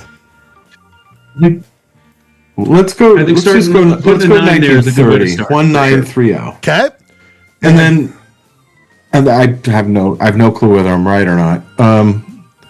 Fair. But let's go back to when Newcastle was founded. We got the 19s right. You got 1 and 9 is correct. 1 and 9 is correct. You said 50s. I think 50s or 60s. I think it when were dams being built, Clayton? The Bureau of Reclamation, 30s, 40s, 50s. Yeah, I think you might be right there. So what do you want, Clay? But there is pockets of stuff that Brigham was like, go to the squadron. Well, it would have been go to 1575 longitude it's south. post Brigham because it does start with 19. Yeah, it's 19, so definitely post Brig. Right. Okay. Let's go. And what was right there? 19 was right, but 3 9 were 3 9 and 3 and 9. Yep, we're wrong. I don't know. Yeah, 1958. 58. Okay. And then what century? Fuck, man. I'll just trust you on this, Rob. I have no clue. We're just putting a number before the TH? Or if it depends on the number, because it could have a 3, which would be RD, or 2, which would be ND. I think a Newcastle was built in the... Now, if I say 14th century, that'd be the 1300s, right? It was an old castle. It's not the old castle, it's the new castle. Oh, okay. Yeah, it's a new castle. Okay, so yeah, maybe add a couple centuries. So you're thinking 14th century would be 1300s, Rob? Yes. Let's give it the 15th. To be clear, Schlegel, we're talking about when it was founded, not like when it became also incorporated. No, when it was founded. When it was founded, not when it was incorporated in English law. It was when they've settled. Yeah. So that's, I just say, something to think about. Seems noteworthy. Good job, Judge. Good job. Good clarification. Yeah, I'm gonna completely delegate this to the. Okay, Rob, give me a number. Decider. I will go. I want to stick with 14th century. Okay, he's sticking with 14. People, let's see what we got. You could get only 2 points on the first ones. Was it 58? The new numbers will be revealed to give you the correct ones. It was 1910. Robert Gertie's original answer was 1909, and he was one off. Holy moly. And Ryan, Rob, you're on the right track, but it wasn't the reservoir. It was when the canal system was brought in, where they could bring water, and that's when it was introduced, because the canal system was brought in for the people of Pinto. What year? He could get 9 right. Is that right? There's 1 point. Is it 3-0? Oh, no. Oh. Oh, Okay. Okay. off. Okay. One Good year point. away from getting one more point. Yeah, you were close. You were close. And everyone, I mean, Gerke was going 1700s and everyone was talking. It is a newer beer. But can I just point out, I got all the digits right. I just got them in the wrong order. Fair point, buddy. Fair point. In what century? Guys, we're going to have to go back to the Roman 2nd century. So I almost spoiled this because when Rob was talking about the dam, I thought he was talking about Newcastle, England, and I almost said, I don't think Hadrian's Wall was a dam. And that might have given it away, so I'm glad that I wouldn't have even been known what you were talking about. Would have gone way over Ryan's head. It would not have helped anyone. Ryan, we move over. You've got 3 points to Clayton's 1, so you're looking good, Ryan, but Clayton can now get some points. We go back to the big board. Well, actually, we don't go to the big board. We've got a question for you. It's a two-parter, Clay, two-parter for this one. It is about the geothermal energy in the area, Ryan, or Clayton. It turns out that area is in the Escalante Desert, which is known for its geothermal activity under the ground. Clay, did you know about this? Well, yeah, I mean, up and down the West Des, we got magma right below the surface. Absolutely. So, my question for you, though, Clay. By the way, it's the 46th birthday of the eruption of Mount St. Helens. Hey! God bless. Sorry, all those people died. May 18th, 1980. Crazy time. Clay, geothermal. There's a video. I'm going to play it. It gives away the answer. I don't want to, but Utah State really pushing the geothermal energy idea in Utah. Yeah, they need to power all that data. Clay, my question for you right now, well, as of 2025, Clay, just to give me a number, you can be within a margin of 1. I'll be nice on this one, Clay. Margin of 1. Clay. How many megahertz? How many geothermal plants are currently in Utah? Jesus. I could be within a margin of 1? Margin of 1. Are you going to give me multiple choice? Nope, just margin of 1. How many plants? You got lifelines. What do you mean margin of 1? It's closest to the hole. No, I'm letting you could be within 1 digit off. So you could be 1 high or 1 low. I'm giving you a cushion, baby. Right, so you don't have to be just dead on. So let's say the number is... This is the dumbest thing I've ever heard. Closest to the hole, the number is, if the number is 10, you could have... You could guess. You know what? 9. You know what? No. He doesn't want it. So you got to be dead. No, I didn't abdicate. I did not abdicate. You got to be dead on. You got to be. You talked yourself out of it. You got to be dead on now. You got to be. Gerke, I got to be dead on. Let's go. There's no multiple choice. Nope. It says closest to the hole, but I need to be only one off. Come on, dude. You're killing me. I see the confusion. I apologize. I'm sorry. I'm sorry. Okay, moral grandstanding. That's a valid point. That's a valid point. Closest to the hole. You're right. As long as you come within one of the hole, you're fine. You know how to get close to the hole. Let's closest to one of the holes. So are you asking both people or only We're going to ask both people. But Clayton gets to go first.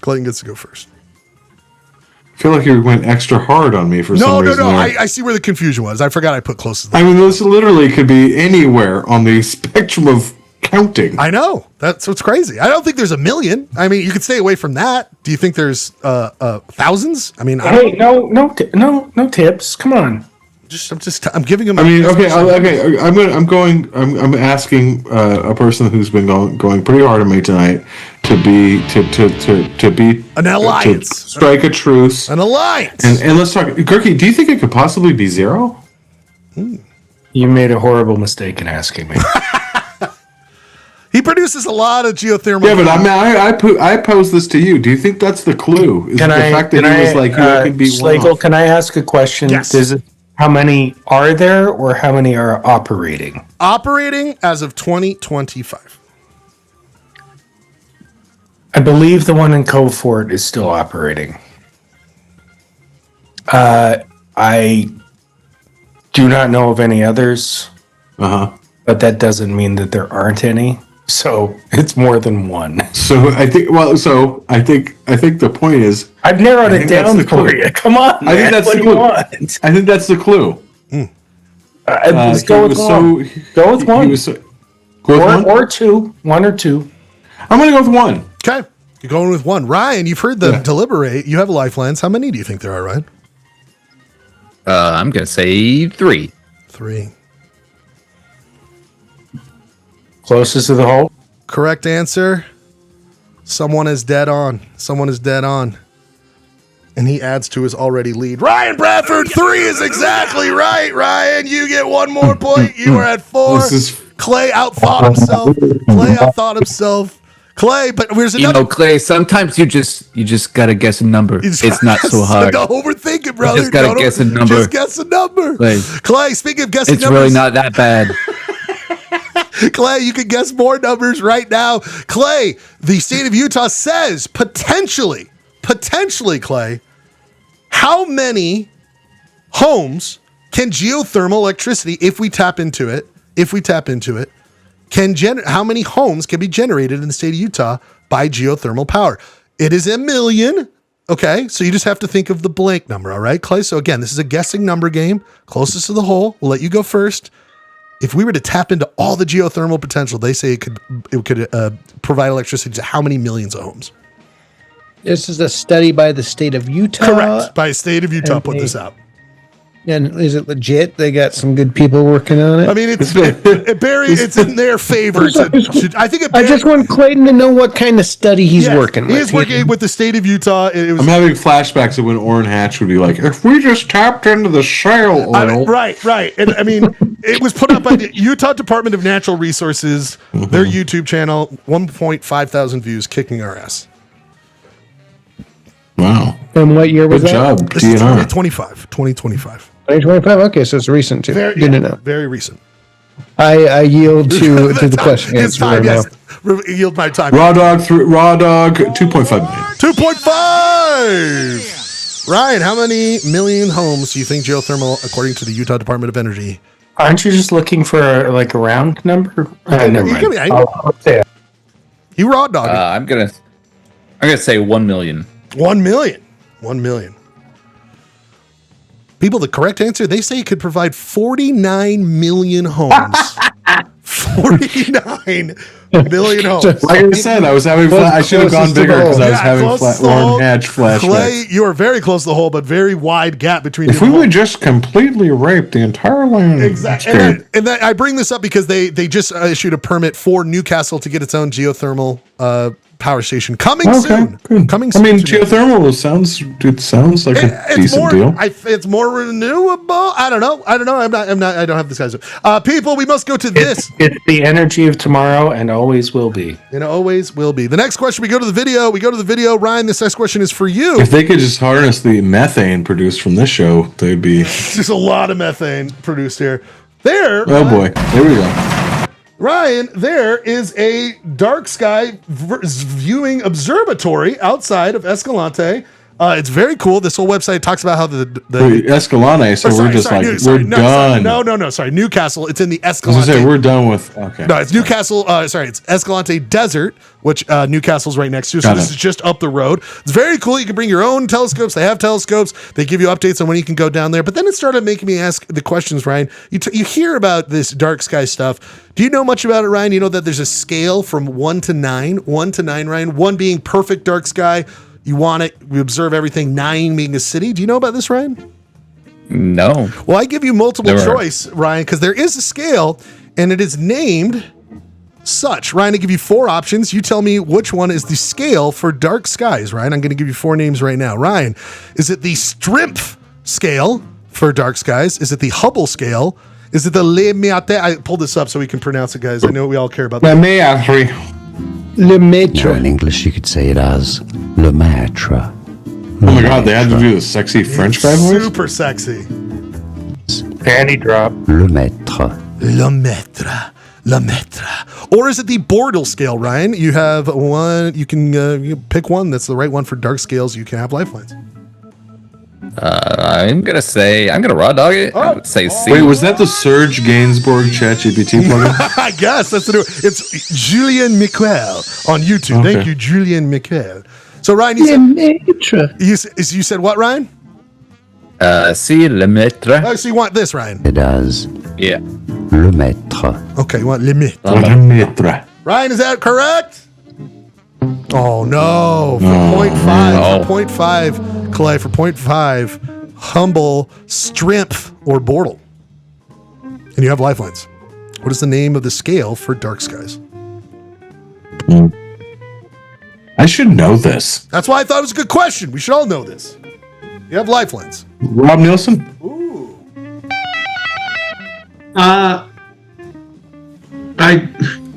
That's not. This wasn't Hubble's jam. Yeah. Why do I want to say Bortle? And Strimp sucks as a name. I like Bortle. Okay. We got Brian Strimp. Yeah. What about Strimp cocktail? I don't know what you guys are talking about. So what are you going with, Clay? I mean, shrimp is so random. And then Strimpy.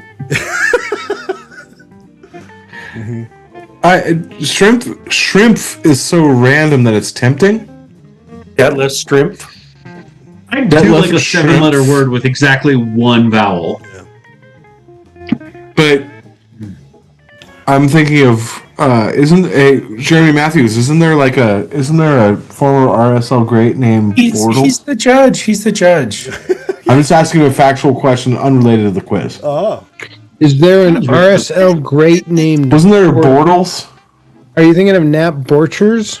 Borchers. Shit. Okay. I don't give a fuck. It's not even close. But Bortle. No, there's. Okay. What do you want, baby? 0.5. My instinct said Bortle. Okay. Rob said Bortle. We're going Bortle. Is it Bortle? Oh, it's hell yeah, Rob. Bortle! You increased Rob. 0.5. Hubble, of course, the Hubble telescope trying to get you there. And Lemaitre, he was a real, he was a priest and a theoretical physicist working with Hubble and did a lot of work on the expanding universe. Detlef Shrimp was a forward for the Supersonics. And Strimp, it was just a name I made up. So nice. So I do appreciate Turkey's try to get you reference out to there. Detlef Shrimp. Ryan, you got to be careful here because he can really steal it. Ryan, my question for you, there's a great website, you guys. Check it out. I'm a big fan. It is the, if you want to know about clubs. YouPorn. It's really amazing. YouPorn. Utah Dark Sky Places, and it also lets you know a list of guys. We can join the Utah Astronomical Clubs. There's one, here, the Salt Lake Astronomical Society. You go down to St. George, there's a group down there, all sorts of fun stuff. But their website lets us know that two of our national parks, Ryan, two of our national parks are number one dark skies. Number one. They're the best. Natural Bridges. Sorry. National parks. Ryan, you get to guess two, and Clayton can steal for 0.5. National parks, Ryan. What two do you think are dark skies? You have lifelines. Gurky. Ooh. Let's do it. Riding the saddle again. I think Canyonlands has got to be one of them. Arches? Nah, it's so close to Moab. Okay, so let's count them down. It's 5. You got Canyonlands. We'll be here all night. Right, Arches, and Zion? Capitol Reef. Capitol Reef. Oh. Capitol Reef and Canyonlands. I like it. Let's do those. Submitted. Candylands. Yes. Dark Sky Level 1. Capitol Reef. 2 points picked up, Ryan. Way to go. Sometimes it's good to have a lifeline. And Bryce doesn't make it? Bryce did not make the list. Why? Now, I'm going off of the astronomical website, so, I don't know, people will find it, but that's what they said. That's interesting because I was just talking to a lady who works with Iron County, and she was talking up the dark skies there. Yep, and that's why this observatory out there. They got some good level 2s, but not any. Yeah, Bryce Canyon, according to this, is a level 2. Next one, Clay.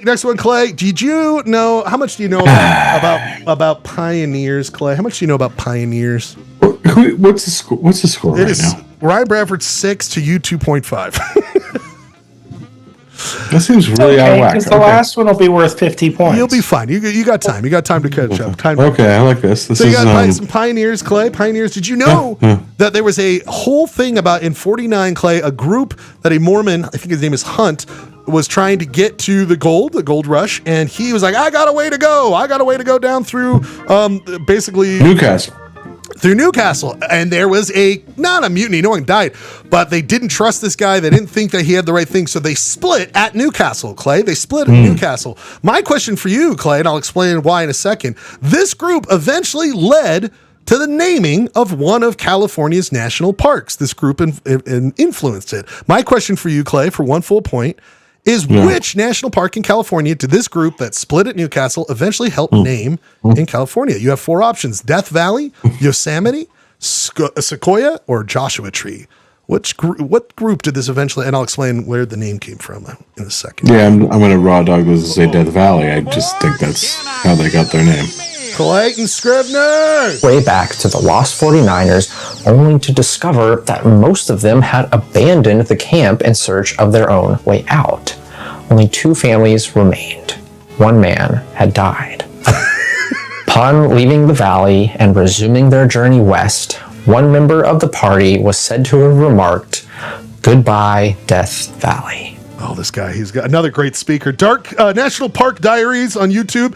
How many views has he got? 258,000 views. So he is doing what? He is kicking our ass. And it's the way he speaks. He's got a beautiful little voice. Yeah, I don't think it's the way he speaks. Ryan, you're right. That group eventually, or Clayton, you're right. Ryan. Sorry, Clay, you are right. right. All the points I can get, but that group did eventually. But Clay, don't remember Ryan fucked up the coin flip. So which is funny because as far as all the fails going into trying to make it to California, Donner got all the jazz, right? But man, the more miserable death was probably Death Valley. But it was kind of one of. I'd rather freeze than. They mostly suffered. They it wasn't like the great number. Like Donner probably had more deaths, I believe, in this, but it was like more they didn't eat each other, but there was a lot of suffering. A lot of suffering. It's crazy, Clay. That whole journey, they split off. There's no more groups that split off from each other. Very interesting stuff. But we don't have time for that. We have question number 5 on our faces here. We got question number 5 on our faces.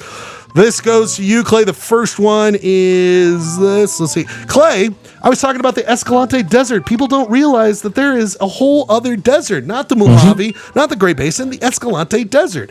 And it's got that geothermal, so certain kind of species can live there a little easier than other places in Utah because it's a little bit warmer. Plants, naked middle-aged men go out there and have a great time, dunk their sacks in this water. But Clay, my question for you. There is 3 animals I'm going to bring up that live here, but they all are a part of the kangaroo rat world. The kangaroo rat world.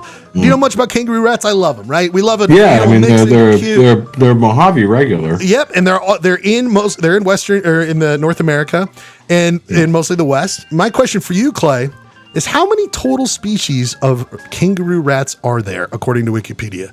Specific kangaroos. I will give you. This one I think I did closest to the hole. Closest to the hole, so you go first. How many kangaroo Here we go rats again. I'm going to raw dog this. I'm going to say 11. 11? Ryan, how many do you think there are?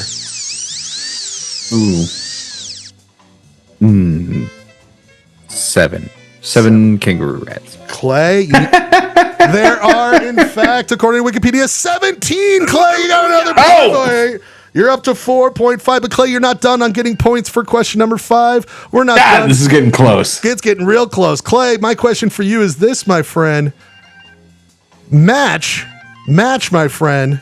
Match the kangaroo. There are 3 types of kangaroo rats that live in the Escalante Desert. You have to match the name to these beautiful little rats. So this is the question I gained with the coin flip. So cute. Yeah, this is what you got, man. Oh, they're perfect. Aren't they cute little things? So you have to match the names. All right, Clay, match the names to the different ones you see. There's 3 different names. There's the Ord kangaroo rat, the chisel-toothed kangaroo rat, and the banner-tailed kangaroo rat. So match it to what you want. You have lifelines. You have lifelines. I know I have lifelines. I can't see what they can do for me. Oh, okay. All right. Banner-tailed, we're going to go with the stripy number. Okay. Banner-tailed. Yeah, we're Is it right above here? Yeah. Okay, It's got the most interesting tail. Wait, there's some. Okay. Yeah. No. It's got the weird tail there. Okay. Okay. And then chisel tooth. Mm-hmm. Bottom right hand corner. I'm going to bottom right. Or top right hand corner. So you want you want chisel tooth up here. No. Opposite. Down here. Yep. So and then that means you want Ord up here. Ord. Yep. That's all I got. Say you raw dog this. You raw dog this. Clay. I'd raw dog this. I just couldn't. There's no one. I don't see any kangaroo rat experts in my midst. Oh, Rob loves. He made a lot of noise. He was excited. I think he likes what I did here. Okay. All right, Clay's the first one. Banner-tailed. Banner-tailed is right, Clay. Thank you. Now this will tell you the other two. Is Ord right?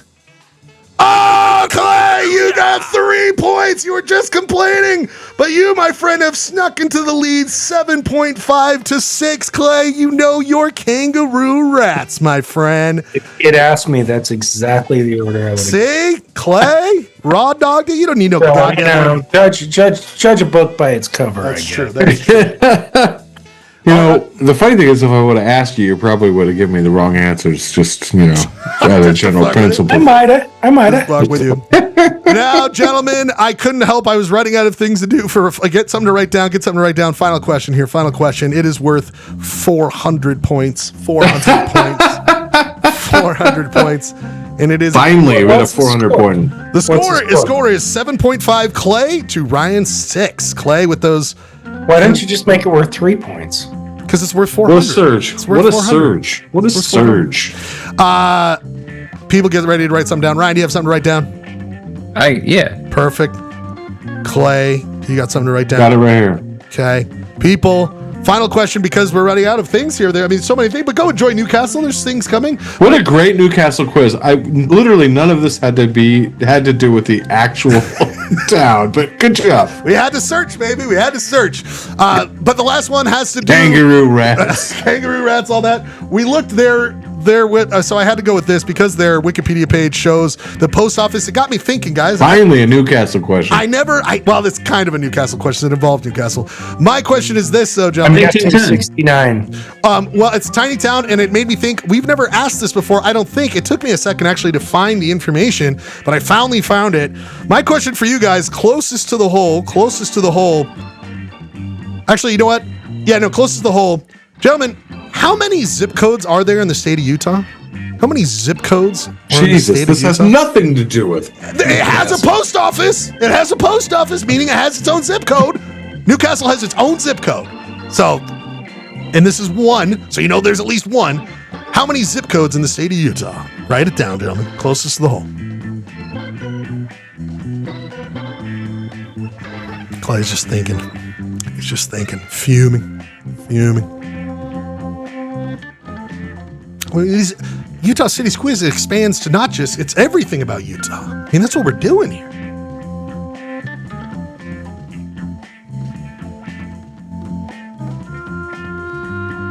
Okay, I got one. Ryan, you got something written down?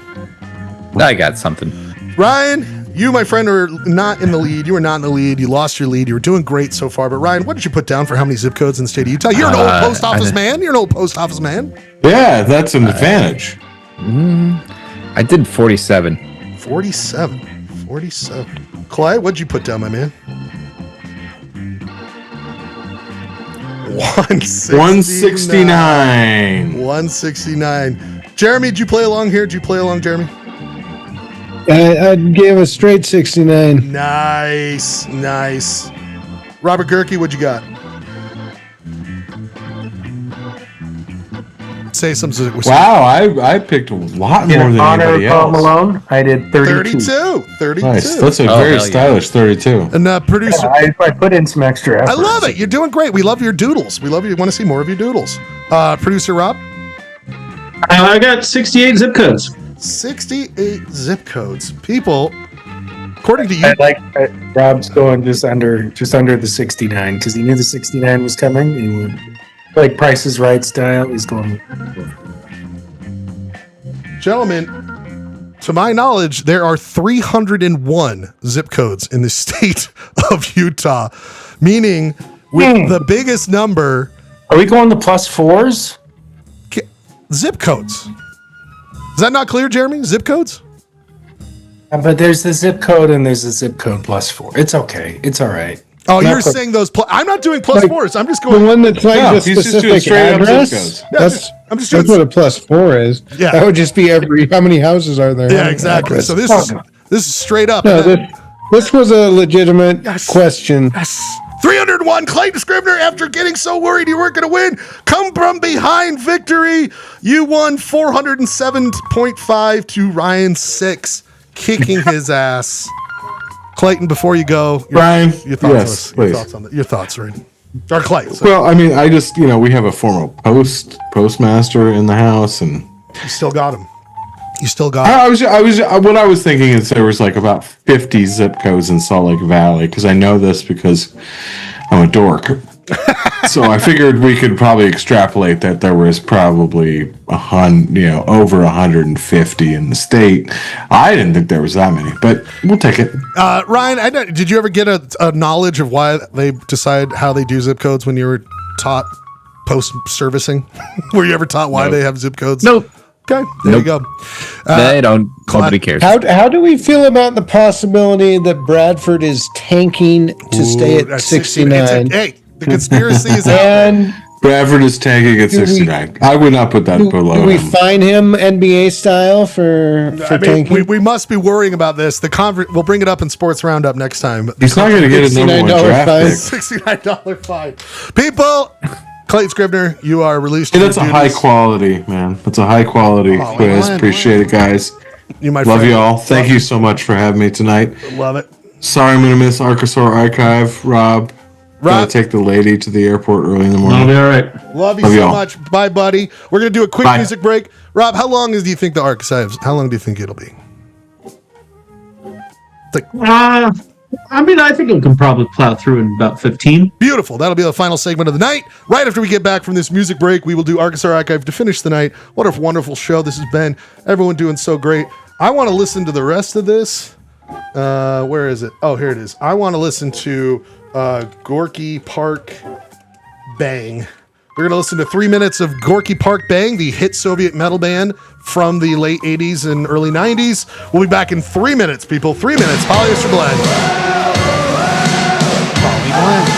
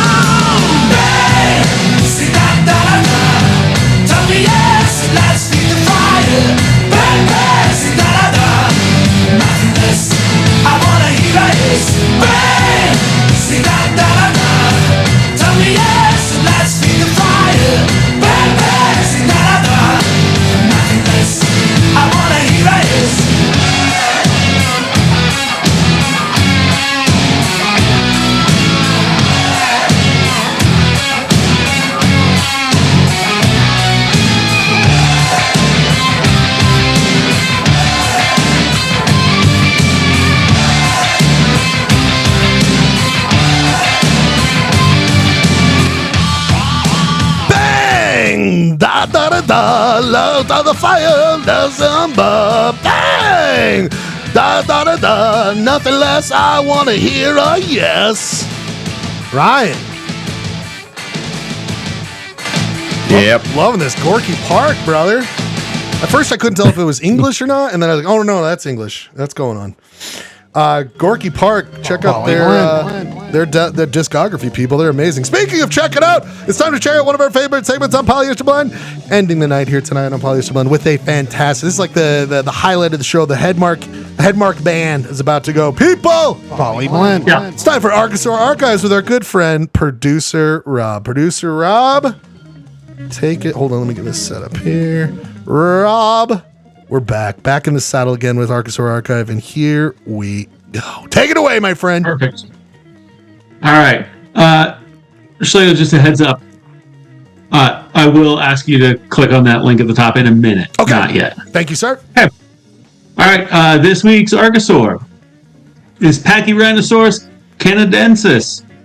It was a late Cretaceous centrosaurian ceratopsid from around 73 to 71 million years ago. Ceratopsids are on the ornithischian, or bird hip side of the family within Dinosauria, not the side that birds are on. There are two other species within the Pachyrhinosaurus genus, P. lacustae and P. paratorum, and this makes the genus the most speciose among the centrosaurians. Speaking of, all ceratopsians fall into one of two general clades. Ceratopsians being like the guys with the frills, like that, with the big heads and a big old frill. Yep. There are two general clades: the Chasmosaurians and the Centrosaurians. Let's look at the slideshow now. I can't wait. Whoa! Oh, it's up at the Natural History Museum. Awesome. I chose to go to the Natural History Museum. A pick from the Natural History Museum of Utah. Because that is organized by cladistics, by relationships between the various. Cool. This is like a metal album. I know, seriously. I just want that on my wall. Yeah, it's pretty fucking sick. So I just went through and organized them this way. Triceratops, you've heard of it. Heard of it. It is a Chasmosaurian, as are Cosmoceratops. Next slide. You can just press to the right key button. Is that right? Yeah, Cosmoceratops. Cosmoceratops. Okay. You can see it in the top corner there. Yep. Over there. So these are, and then we got Torosaurus next. Torosaurus. Not on that wall, but I think an important one because one of the species names of Torosaurus is Utahensis. Oh, there we go. Sorry, I'm figuring out how to do slideshows on the fly here. Beautiful work. Right. Beautiful work. No, this is great. So Torosaurus belongs up there next to the Triceratops. Next is the Utah Ceratops. Whoa, I didn't know there was a Utah Ceratops. Yep, and it belongs down there. And of course, Chasmosaurus. Next one. And Chasmosaurus is the one that whole right side, all those are named for. Chasmosaurians. But in the Centrosaurian clade, with Pachyrhinosaurus, are Diabloceratops. Next one. That's Diabloceratops. That's a kick-ass name. Wicked skull. I know, I was going to say Diabloceratops, Devil Ceratops? Yeah. Come on, that's rad. Yeah. And then the Pseudoceratops is next. And all of these could be band names, and I don't know why they're not. Yeah, I was just going to say Diabloceratops is Diabloceratops the bad name. Badass. Okay. Yeah. That's the Pseudoceratops there. Very good. Closest relation to Diabloceratops. Styracosaurus is next on the list over here. They look like pretty fucking metal. Remember in Predator 2 when they go inside the Predator spaceship and there's all the different. It looks like that. Yeah, and then of course Centrosaurus, the one that this whole group is named for. Next slide. Centrosaurus. And were they all living at different times, right, Rob? These aren't living. They're not separated by a ton. They're separated by like maybe like 20, 30 million years, which in the scheme of things is not a ton. Sure. Cool. All generally speaking, late Cretaceous, like toward the end of the Mesozoic in general. Damn. And then let's check out the very last one, because this is Pachyrhinosaurus. Here we go. Tonight's guy. Big old snoz. Big snoz. Yeah, he's got a big snoz. Yeah. Pachyrhino. Saurus. Got it. So, pachy meaning thick, and rhino meaning nose. Thick nose lizard. Packing the same thing. You know what I mean, Rob? Packing the same thing. Yeah. You got it. All right. Pachyrhinosaurus canadensis was a larger sized ceratopsid, clocking in at up to nearly 30 feet long and up to almost 4.5 tons. We have a 20-footer pictured here. They did not have horns on their noses nor above their eyes. What they did have were big, honkin' nasal bosses. These bosses were big, flat, and extended up past their eyes. They resemble the boss at the base of a horn on modern musk oxen, which may mean that they use these structures as part of intraspecific combat, which means intraspecific means within their species. Just fighting each other, going at it with each other. Yeah. So you can see these are the 3 different species of Pachyrhinosaurus. And you can see that there's, the slight variations, but they all had those fucking wild, big nasal bosses. Crazy. Other than their nasal bosses, however, there's not much reason to believe they lived incredibly dissimilar lives from most other ceratopsians. Their beaks and leaf-shaped teeth suggest that they specialized in eating low-lying and hard-to-digest plants, probably with the help of a complex and perhaps hindgut fermenting microflora. Hell yeah. Very possibly similar to modern pachyderm. I need some of that flora, so I can eat some of those low-laying grubs. Just eat that shit. You gotta, yeah. It says they mostly probably ate like just within like a meter of the ground. Hell yeah. And they just eating shit that is not easy to digest. Just lay it on the ground. Most specimens of Pachyrhinosaur have been found pretty far north in North America, mostly a lot in Alberta and some in Alaska. In the 80s, a very bone-rich site was excavated that seemed to have been the result of a single mass mortality event, with some speculating that it was the site of a failed attempt to cross like a flooding river. It curbed their bone hunger. Yeah. They found like over 300 different bones. Whoa! And they found 14 different skulls of just one species of Pachyrhinosaur. They needed like a Moses one to spread the water, but they didn't. So that's probably their filter, what they would have needed. Yeah, exactly. Mm-hmm. But since they were all from the same species, that's got to mean that. Oh, and they were all from 4 distinct age groups, indicating they were not only traveling in herds, but in multi-generational herds, which means that they must have actually cared for their young to at least some degree. I can relate. I was going to say separates that what separates them from Gurkey. That's what makes them like Gurkey. Oh, with his multi-generational household. That's true. Okay, good point. How many of these dinosaurs had unworking BMWs in the parking lot or outside? Possibly a lot of them. And then that's it. That's all I have. The facts that I have to say. There's a lot of speculation that they were more northerly, and they probably could survive in more colder conditions. Canadians. So paleo artists love to depict them with a lot of pycnofibers / fur. So would that be fur as we know it, or a different type of? No, it'd be like. I mean, it would probably not feel too dissimilar from fur as we know it, but it's evolutionarily distinct. More, sharing more common roots with like feathers and stuff. Gotcha. Okay, yeah, that makes total sense. Good for a down comforter, maybe. Now show me a Brazilian. Hello. Look at this elegant fucker. They got the nice jacket. Yeah, just a nice wool jacket. Nice. This was just the outfit for the Met Gala. I get that. Oh, look at that guy. Whoa. This one feels especially inspired by like a muskox. Yeah.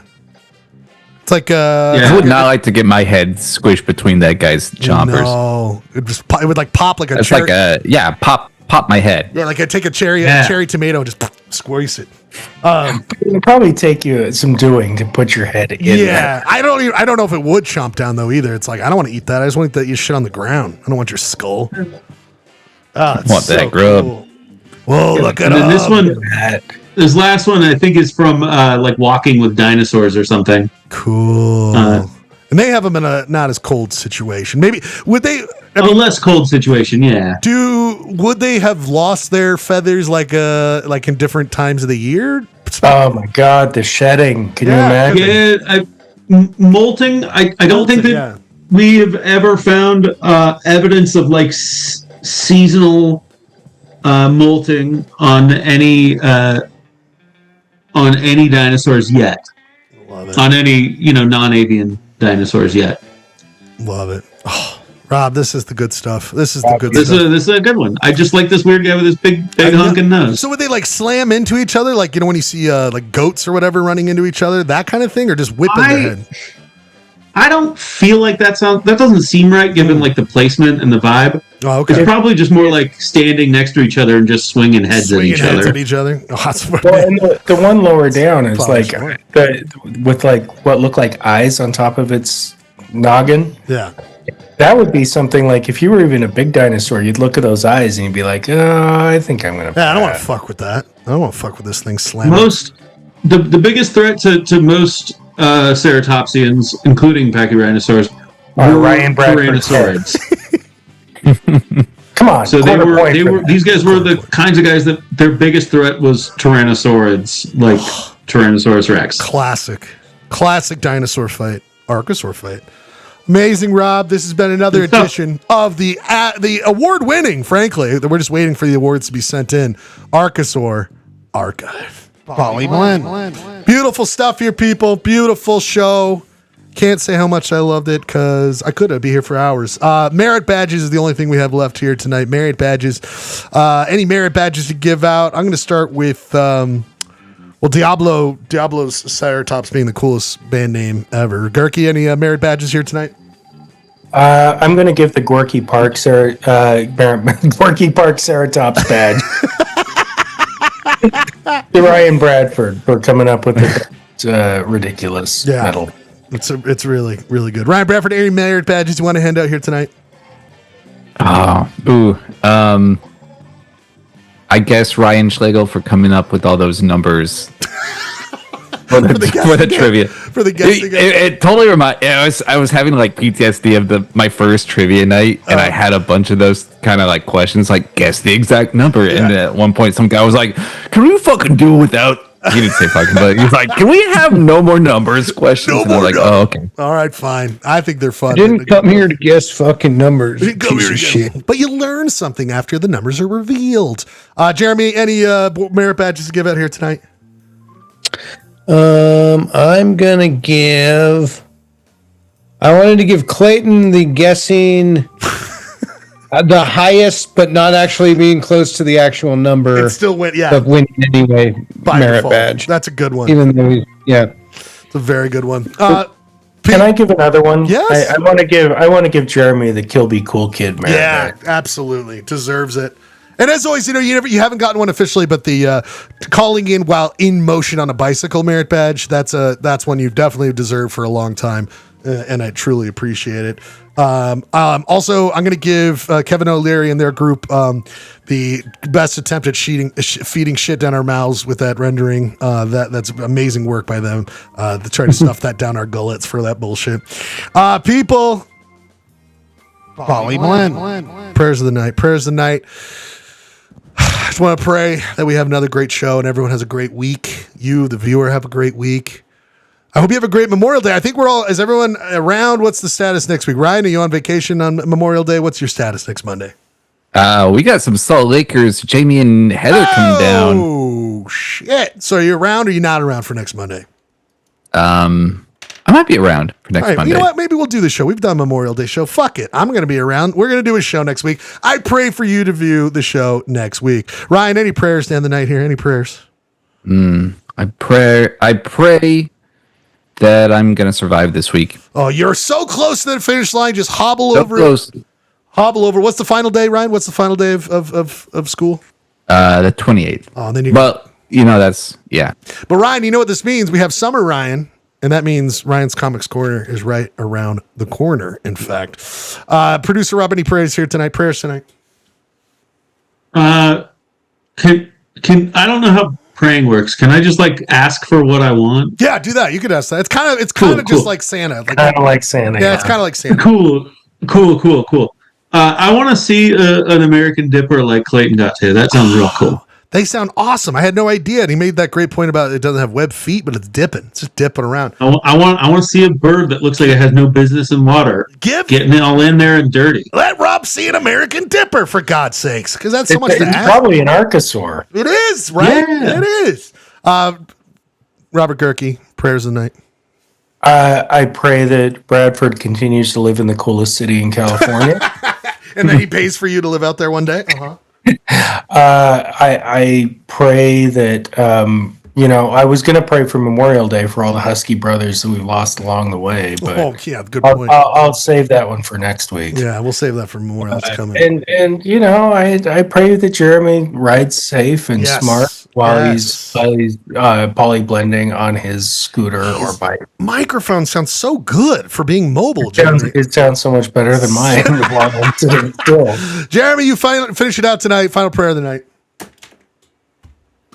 I pray that all the hipsters make it home safe from Kilby Court, and that the Salt Lake hipster structure is able to replenish its supply of breakfast tacos and other things that sold out over the weekend. Right. I'm old enough. I need to have a hipster replacement. I know. Oh, all right, people. That's where we're at in this world.